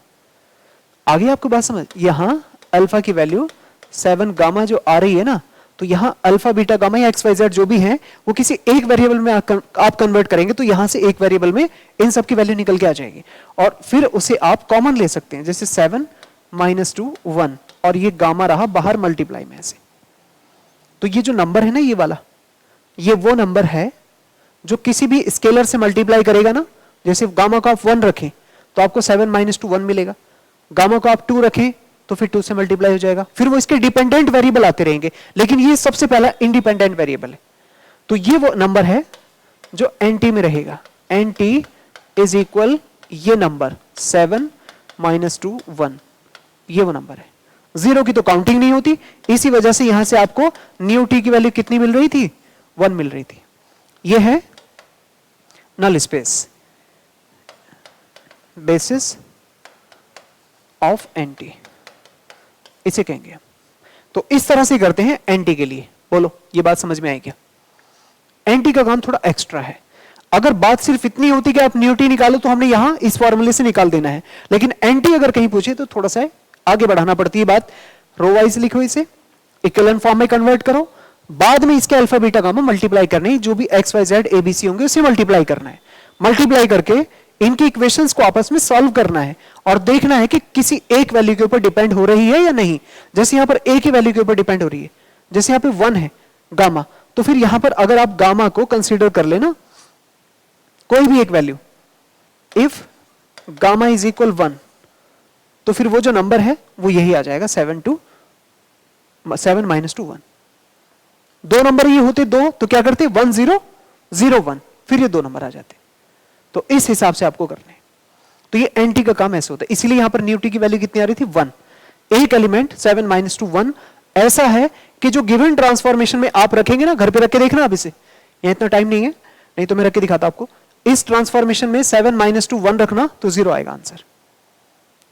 तो वो नंबर्स जिनकी मैपिंग 0 पे होती है, तो वो नंबर न्यू टी में एन टी में रहने के लिए 7 माइनस 2 माइनस 1 ये नंबर यहां पे रह सकता है। तो इस तरह से आपको क्वेश्चंस पूछे जाएंगे एग्जाम में कि ये बताओ कि उसके न्यू टी क्या होगी, एन टी क्या होगी, ये सब चीजें हैं। आगे बात समझ। तो इस क्वेश्चन में चूंकि चारों बातें पूछी थी तो हमने न्यू टी यहां से तो निकाल ही दिया, लेकिन इससे पहले इस थ्योरम से निकाल के भी लिख सकते हैं। कभी कभी वो एग्जाम में न्यू टी ही पूछेंगे, सिर्फ नल स्पेस पूछेंगे, न्यू टी पूछेंगे, तो फिर आपको कुछ फालतू की चीजें कुछ भी नहीं निकालनी, सिर्फ इतना करना है कि नल स्पेस निकालो और उसकी रैंक बता दो। देखो जैसे अगला क्वेश्चन है, ये पढ़ो इसे, 2 बार आया हुआ है यूपीएससी के अंदर, बहुत क्वेश्चन आते हैं। 2020 में 15 मार्क्स का और 13 में आया था ये 10 मार्क्स का, 7 साल बाद फिर रिपीट। बहुत क्वेश्चन आते हैं इसके, रैंक नलिटी थ्योरम, इसलिए इंपॉर्टेंट थ्योरम है वो। थ्योरम तो है ही, उसके ऊपर बेस्ड क्वेश्चन ही है। पढ़िए, f be the subfield of complex number and t be the function from f3 to f3। बताओ n की वैल्यू समझ में आ रही है? n की वैल्यू 3 है। Defined by this t x1 x2 x3 x1 plus x2 plus 3x3 2x1 minus x2 and minus 3x1 plus x2 minus x3। what are the conditions on abc? Question देखो ध्यान से, थोड़ा सा question ना इतना smartly खेला वो कि आधे बच्चे तो ये सोच के ही परेशान हो जाए कि अब ये एबीसी पे कंडीशन कहां से आ गई, एबीसी तो क्वेश्चन में है ही नहीं, x1 x2 x3 है। इतना बढ़िया से उन्होंने क्वेश्चन को फ्रेम किया। मतलब कुछ बच्चे तो ये सोच में पड़ जाएंगे कि एबीसी पे कंडीशन तो तब निकलेगी जब क्वेश्चन एबीसी में हो। लेकिन पता है क्या कराना चाह रहे हैं हमसे? What are the condition on ABC such that this point be in the null space. तो आपसे वो ये कह रहे हैं कि ये जो एबीसी पॉइंट है ना, इसको उठाकर इस ट्रांसफॉर्म में रखो, आप इसको उठाकर इस ट्रांसफॉर्म में रखो और फिर जो कंडीशन निकल के आए वो बताओ कि उस एबीसी पर कंडीशन क्या होगी। तो देखो ध्यान दो, और नलिटी भी बतानी है इसमें, नलिटी क्या होगी। देखो ध्यान से, कितना अच्छा सवाल है, इतना प्यारा सवाल है कि मतलब आधे बच्चे तो इसके लैंग्वेज पढ़ के घूम जाएंगे कि क्वेश्चन तो x1 x2 x3 में है। अगर वो इसी की रैंक पूछता, इसी की नलिटी पूछता तो कुछ कर भी सोचते थे, लेकिन उसने एक चीज फालतू जोड़ दी इसमें, और ये फालतू जोड़ के ना उसने कुछ बच्चों के दिमाग से खेल गए। और सच कह रहा हूं मैं, 30% बच्चे इस बात से ही परेशान हो जाएंगे कि एबीसी पे कंडीशन का क्या मतलब है। क्वेश्चन तो यहां x1 x2 x3 में है, तो वो सिर्फ इतना कह रहे हैं कि आप ना इस फंक्शन के x1 x2 x3 में एबीसी रख दो, बस ये कह रहे हैं वो, इतना सा काम है। क्या करना है, first plus second plus third को, तो a plus b plus 3c, ये कह रहे हैं, बस ऐसे कर लो आप, a plus b plus 3c और 2a माइनस बी, फिर minus 3a plus b minus c, बस वो इतनी बात कह रहे हैं आपसे। और नल स्पेस के बारे में बात करें, कोई रैंक वगैरह नहीं चाहिए उसे, तो अब आप सीधा रैंक के बारे में ही बात, वो नल स्पेस के बारे में ही बात करो। तो क्या करेंगे आप, फॉर एंटी, फॉर एंटी, देखो एंटी के लिए मैंने क्या बताया आपको, बोलो। आपके समझाने के लिए बार बार मैं रो वाइज कॉलम वाइज इसलिए लिख रहा हूं ताकि एग्जाम में जाते जाते आपको याद हो जाए। सीधा डायरेक्ट बोलो, क्या कहेंगे उसे, ए मैट्रिक्स बना देता हूं मैं, क्या कहें, 1 1 3, और ये क्या आएगा, 2 -1 0 -3 1 -1 ऐसे, और यहां ए बी सी, और ये क्या होता है 0 0 0, ये है। और भी अगर इस इक्वेशन को ठीक करके लिखा जाए ना तो ऐसे होती है, a into x is equal to 0, इसके इक्विवेलेंट है a x इक्वल टू 0 के। तो ये मैट्रिक्स है a और x मतलब एक कोफिशिएंट और 0 राइट साइड में 0 मैट्रिक्स। तो कुल मिलाकर आपको ना इस मैट्रिक्स की रैंक निकालनी है। रैंक निकालो, फिर उसके बाद एबीसी पे कंडीशन, फिर वो नल स्पेस आएगा, और नल स्पेस आएगा उसके बाद हम उसका एंटी की डायमेंशन जो भी होगी वो नलिटी होगी। नलिटी भी पूछा है आपसे, बोलो जरा, सीधा ऑपरेट करना सीखो इसमें। बताओ तो, R2 माइनस 2 R1 कर दें और R3 प्लस 3 R1 कर दें, तो ठीक कह रहा हूं क्या मैं? थोड़ा सा ध्यान से देखते हुए, कैलकुलेशन का थोड़ा विशेष ध्यान रखें। 1 1 3, 2 से मल्टीप्लाई, 2 माइनस 2 0, 2 से मल्टीप्लाई -3 -1 -2, और फिर से -6, 0 -6, ठीक। नीचे देखो इधर, इसको करें, 0 हो जाएगा यहां, 3 से मल्टीप्लाई करके जोड़ रहे हैं इसमें, तो यहां पे क्या होगा, 4 हो जाएगा। उसके बाद हाँ जी, ये क्या करेंगे, 3 3 9 और +1 तो 8 हो जाएगा। ऐसे लिख सकते हैं, बोलो। अब उसके बाद क्या करें, एक काम कर लो, यहां 3 से डिवाइड कर लो और यहां 4 से डिवाइड कर लो। R2 अपॉन -3, R3 अपॉन 4, ऐसे कर लो।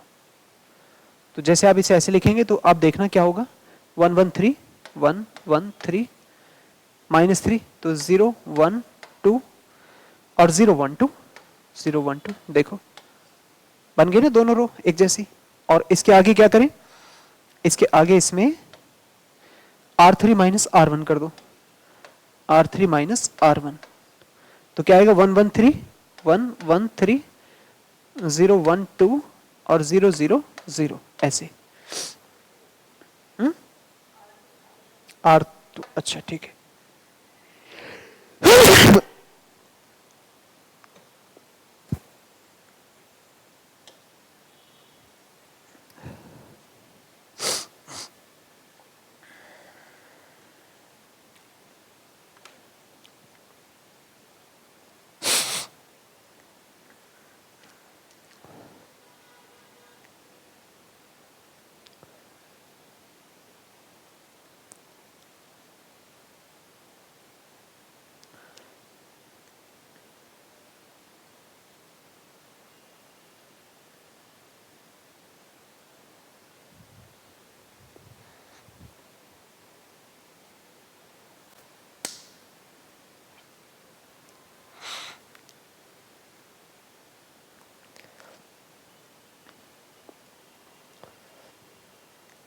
हाँ जी, तो पहुंचे यहां तक।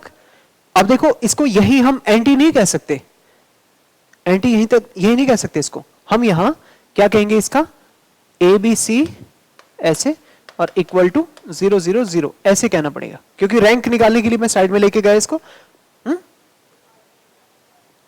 R2, अच्छा ठीक है, ये R2 है, R2 बना लो इसको, R2। तो 1 1 3 0 1 2 0 0 0 इसके साथ ABC मल्टीप्लाई करके अब हमें कंडीशन बतानी है, तो क्या आएगा, A + B + 3C, A + B + 3C equal to 0। पहली इक्वेशन, इसको मल्टीप्लाई करेंगे ऐसे, और फिर B + C, B + 2C, हाँ ठीक है, B + 2C।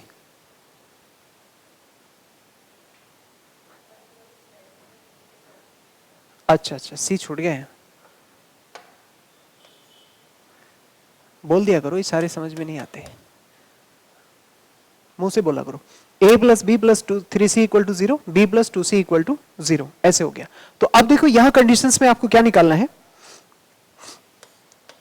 क्या निकालना है, B की वैल्यू निकालो -2C ऐसे, और फिर यहां से एक वैल्यू निकालो, कौन सी, A निकाल दो, तो -B और -3C, और फिर B की वैल्यू ऊपर रखो, यहां ये B की वैल्यू यहां ट्रांसफॉर्म करनी है, तो क्या आएगा, A इज इक्वल -+2C और -3C, तो फिर यहां से भी आपको क्या मिलेगा, A इज इक्वल -C, ये तो आएगा,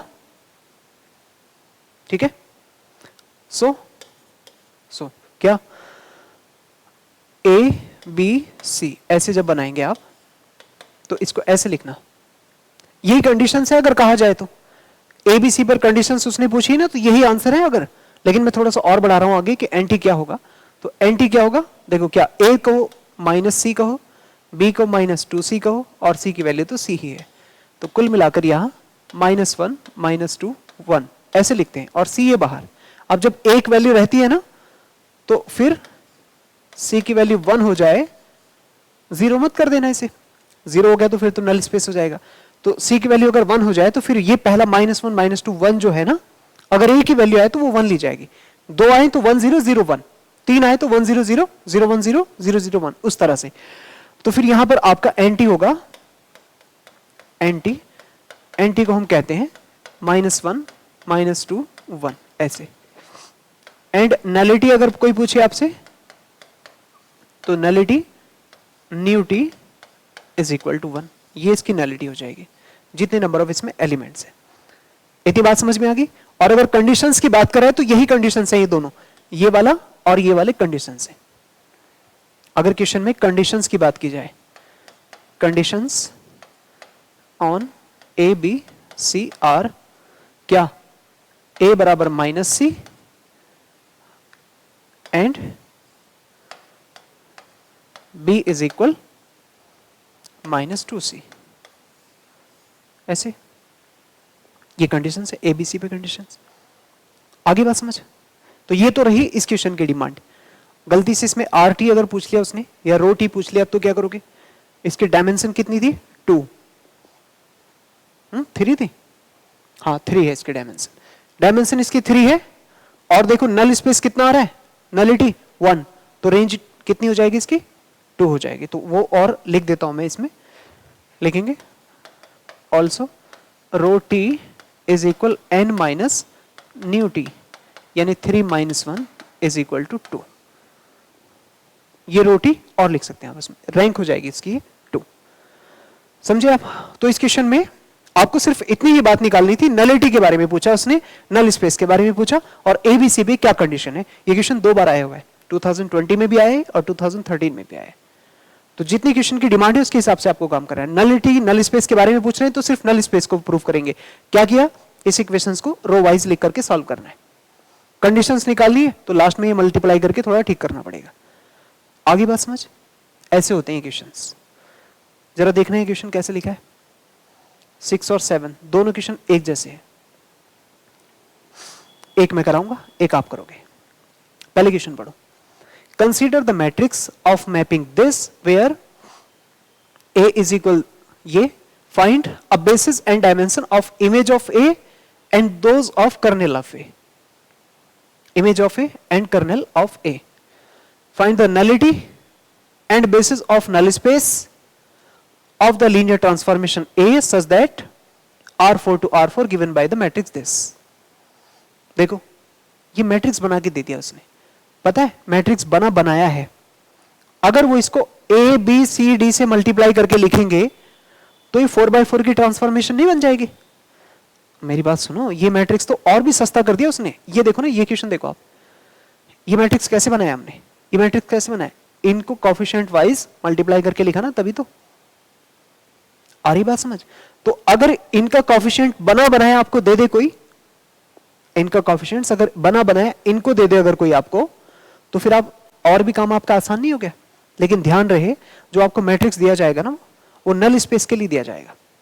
तो या तो आप नल स्पेस के लिए पहले काम करो या फिर उसका ट्रांसपोज करके, क्योंकि रैंक के लिए, रेंज के लिए तो आप कॉलम वाइज लिखते हो ना, तो उसके ट्रांसपोज करके फिर आपको करना पड़ेगा। अगर सीधे गिवन मैट्रिक्स को, इस तरीके के मैट्रिक्स को लिखेंगे तो वो एनटी के लिए होगा, फिर आपका एनटी निकालना पड़ेगा पहले, फिर आरटी के लिए क्या करना होगा, इसका कॉलम वाइज बनाना पड़ेगा। अगर हम इसी को कॉलम वाइज लिखते, जैसे ये 1 1 3 है, रो वाइज लिखा है, हम इसी को कॉलम वाइज लिखते तो 1 1 3 कॉलम नहीं बन जाता, तो ट्रांसपोज करना पड़ेगा उसे आरटी के लिए।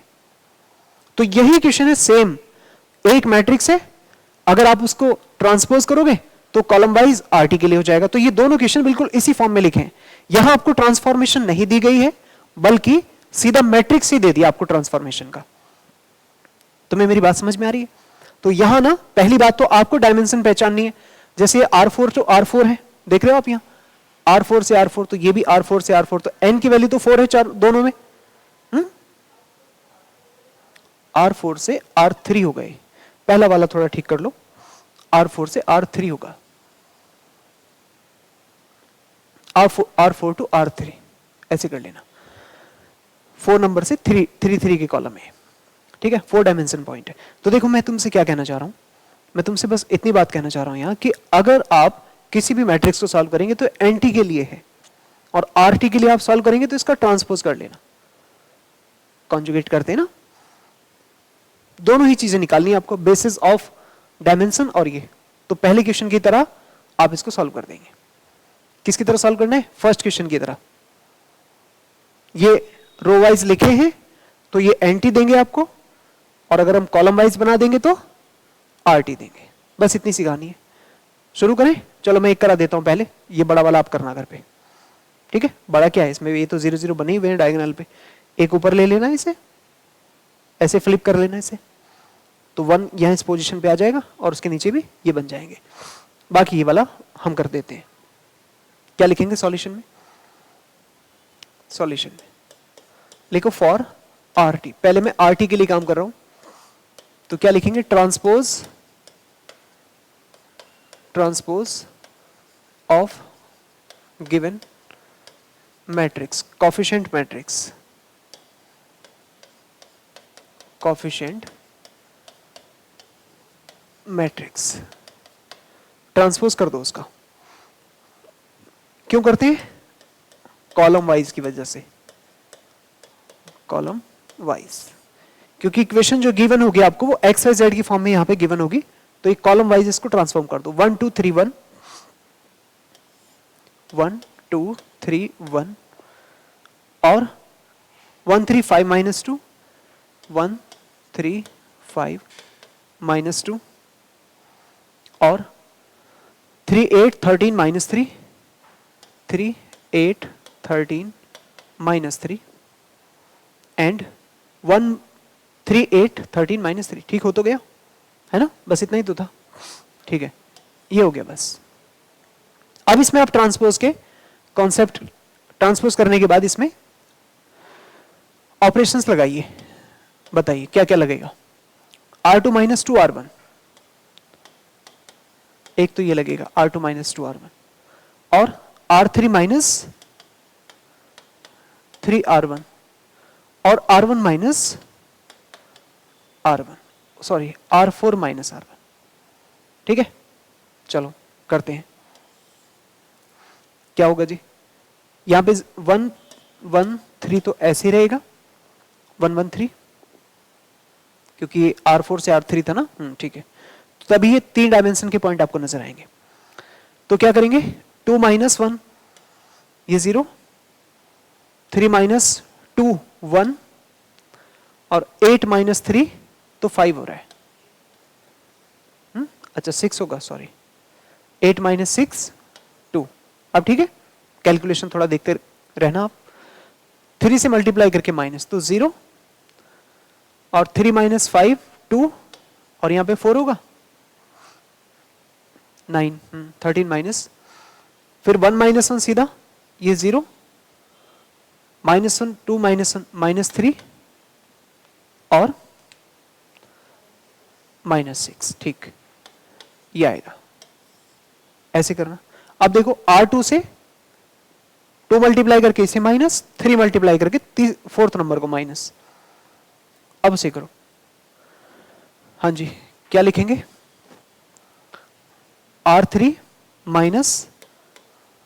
2 R2 और R4 माइनस नहीं प्लस 3 R2, ऐसे। क्या होगा? 1 1 3, ये 0 1 2 तो एज इट इज 0 1 2। अब क्या करेंगे? ये दोनों तो 0 हो जाएंगे, ऐसे ये 0 हो गए। अब देखो इसकी रैंक, देखो बताओ क्या आएगी रैंक इसकी? इसकी रैंक होगी 2।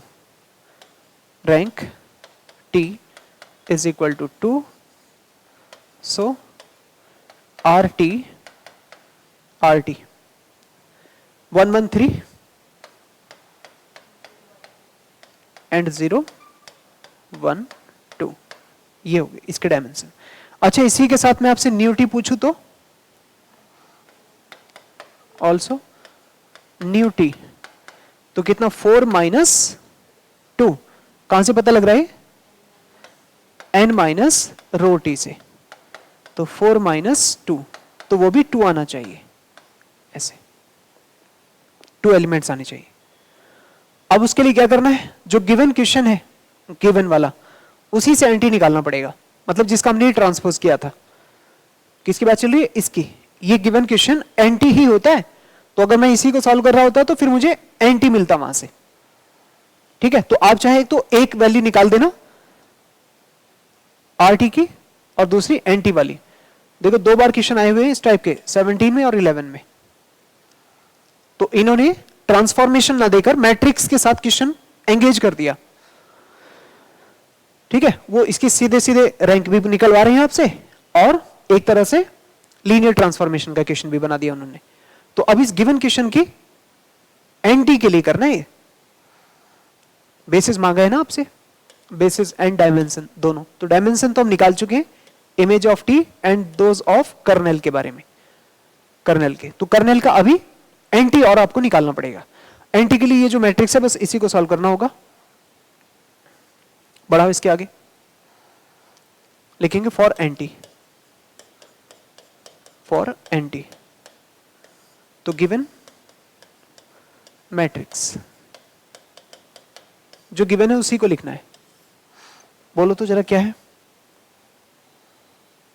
ये, 1 2 3 1, 1 2 3 1, 1 2 3 1। दूसरा 1 3 5 -2 ऐसे। और तीसरा है 3 8 13 -3, 3 8 13 -3, 3 8 13 -3 ऐसे। तो अब आप इसकी रैंक निकालें पहले गिवन क्वेश्चन की। 2 आंसर आना है इसका, देखते हैं कैसे निकलेगी। हाँ जी, तो क्या करेंगे, R2 -R1 और R3 -3R1 ये करते हैं। 1 2 3 1, 0 3 -2 1, 5 -3 2 and 2 -1 -3। नीचे 3 से मल्टीप्लाई करके माइनस 0, 3 2 6, ये 2 हो जाएगा, 9 ये 4 हो जाएगा, -3 -9 कितना हो रहा है, -3 -6 हो रहा है। ठीक, ऐसे। अब इसके आगे क्या देख सकते हैं, R2 को 2 से मल्टीप्लाई करके इससे माइनस कर दो, R3 -2R2 ऐसे। तो क्या होगा जी, 1 2 3 1, नीचे वाला पूरा 0 0 1 2 -3, और ये क्या होगा 0 0 0 0। ठीक है, लेकिन इसको यही नहीं रोकते, क्या करना होता है बताओ, रेड वाला पार्ट, रेड अलर्ट। 4 कोऑर्डिनेट्स हैं, तो क्या था क्वेश्चन में, एक्स वाई जेड कुछ था, कुछ भी नहीं दिया। अच्छा कुछ नहीं है तो आप अपनी तरफ से ए बी सी डी ले लो। 4 कोऑर्डिनेट्स हैं ए बी सी डी, तो ए बी सी और डी ऐसे, और इज इक्वल 0 0 0 0 0 0 0, ये 3 इक्वेशंस आएंगे ऐसे। ठीक है, ये रेड वाला पोर्शन कहां से आता है, वो जो नल स्पेस की इक्वेशन बनती है। ये 4 कोऑर्डिनेट्स है ना, 1 2 3 4, तो ए बी सी डी की तरह है 4 इक्वेशंस, तो ए बी सी डी लगाना होगा ऐसे। अब इक्वेशंस बताओ क्या क्या बनेगी, a + 2b + 3c + d is equal to 0। ठीक, दूसरा b + 2c - 3d equal to 0। ये नल स्पेस के लिए अलग करना पड़ेगा ऐसा, और ये तो बाकी दूसरा तो कुछ नहीं मिल रहा है। तो यहां से देखो, आप यहां से एक वैल्यू निकालो, आप कम से कम एक, बोलो एक वैल्यू क्या आएगी, एक वैल्यू b की वैल्यू निकाल दो, b इक्वल 3d - 2c, बंद करो इसे ऐसे। और ये वैल्यू यहां से भी निकालो, कुछ a की वैल्यू निकाल दो, a की वैल्यू, तो a इज इक्वल क्या आएगा देखो, -2b - 3c, -2b - 3c और -d, और इसे उठाकर ऊपर रख दो, इसकी वैल्यू, b की वैल्यू c और d की टर्म में आएगी, तो a b c और d की टर्म में आ जाएगा। फिर c और d 2 फ्री वेरिएबल होंगे, 2 वेक्टर स्पेस आ जाएंगे। क्या होगा देखो ऐसे, जब आप उस पर ऊपर रखेंगे तो a इज इक्वल -2 से मल्टीप्लाई, तो 2 3 जा 6, डी और माइनस माइनस प्लस 4c, आगे लिखा है माइनस 3c माइनस डी। तो कुल मिलाकर आपको यहां से a की वैल्यू कितनी आ रही है, बोलो, c माइनस 7d, ये आएगा। तो ये इक्वेशंस आपको ए बी की वैल्यू सी और डी की टर्म्स में निकालनी है। अब इन्हें ठीक करके लिख लो। पहले ए को, क्या है ए, सी माइनस 7d, और बी क्या है, B 3d minus 2c, 3d minus 2c। और फिर यहां पर टू फ्री वेरिएबल्स हैं सी और डी, जिनकी टर्म्स में ये ए और बी के आंसर हैं। तो लिखेंगे there are two free variables C and D। और दो वेरिएबल आ गए ना, एक होता तो A की वैल्यू 1 रखते हैं, जैसे पिछले दो क्वेश्चन में दिखाया मैंने। और अभी क्या है, अभी जैसे C है तो एक बार C को 1 D को 0 करना है, और एक बार C को 0 और D को 1 करना है। जैसे आइडेंटिटी मैट्रिक्स के 2 by 2 के आइडेंटिटी मैट्रिक्स के उसकी रोज होती हैं 1 0 0 1, और उसके हिसाब से फिर आपको, हाँ जी, फिर आपको यहां से A की वैल्यू सोचनी है, बहुत आराम से निकल के आती है। C की वैल्यू यहां रखेंगे तो 1 हो जाएगी, और यहां रखेंगे तो B की वैल्यू -2 हो जाएगी। तो यहां से क्या मिलता है आपको, पहला फंक्शन मिलता है ABCD, 1 -2 C1 और ये 0, ऐसे। फिर इधर रखो, इधर इसमें C0 D1, तो D1 बस उसी पे, D पे ध्यान दो। तो A कितना है -7, और B कितना हो जाएगा, B हो जाएगा 3। तो फिर दूसरा वेक्टर बनेगा -7 3 0 1, ये। इसलिए देखो उसकी नलिटी 2 आ रही थी। आगे बात समझ। सो NT इज इक्वल, ये बहुत आसान क्वेश्चन है, सभी एक तरह से होते हैं, बस NT का ध्यान रखना है आपने। नल स्पेस इक्विवेलेंट फॉर्म बनाने के बाद ABCD से मल्टीप्लाई करके ये काम और करना है। रेंज तो इजी है, लेकिन नल स्पेस के लिए आपको थोड़ा ही करना होता है कि वो वेक्टर्स बताओ जिसको फंक्शन में रखने से 0 आ जाए। तो ये वो वैल्यूज हैं, आप घर पे बैठ के इनको रख के देखना, 0 आएंगे। 1 -2 1 0 और -7 3 0 1, ऐसे। तो ये इसका नल स्पेस हो गया, और इसी की वजह से इसकी न्यू टी कितनी थी, 2। तो इस तरह से करते हैं इन क्वेश्चंस को। बोलो, कोई बात जो समझ में नहीं आई? क्लियर है सब? नल स्पेस का यहां से ये काम थोड़ा एक्स्ट्रा है। हालांकि इसकी नलिटी हम पहले उस थ्योरम से निकाल सकते हैं, लेकिन थ्योरम से निकालना यूजलेस हो रहा है अभी। ऐसा लग रहा है कि क्यों ही निकाल रहे हैं हम इसको यहाँ। लेकिन कुछ क्वेश्चंस में वो नल स्पेस नहीं पूछते हैं, सिर्फ नलिटी पूछते हैं, तो तब ये यहां तक करके छोड़ देंगे। लेकिन नल स्पेस अगर उन्होंने पूछा, उसका बेसिस पूछा, तब ये आगे बढ़ना पड़ेगा। आगे बात समझ। तो कुल मिलाकर काम यही है, सभी के सभी क्वेश्चंस में यही काम है आपका।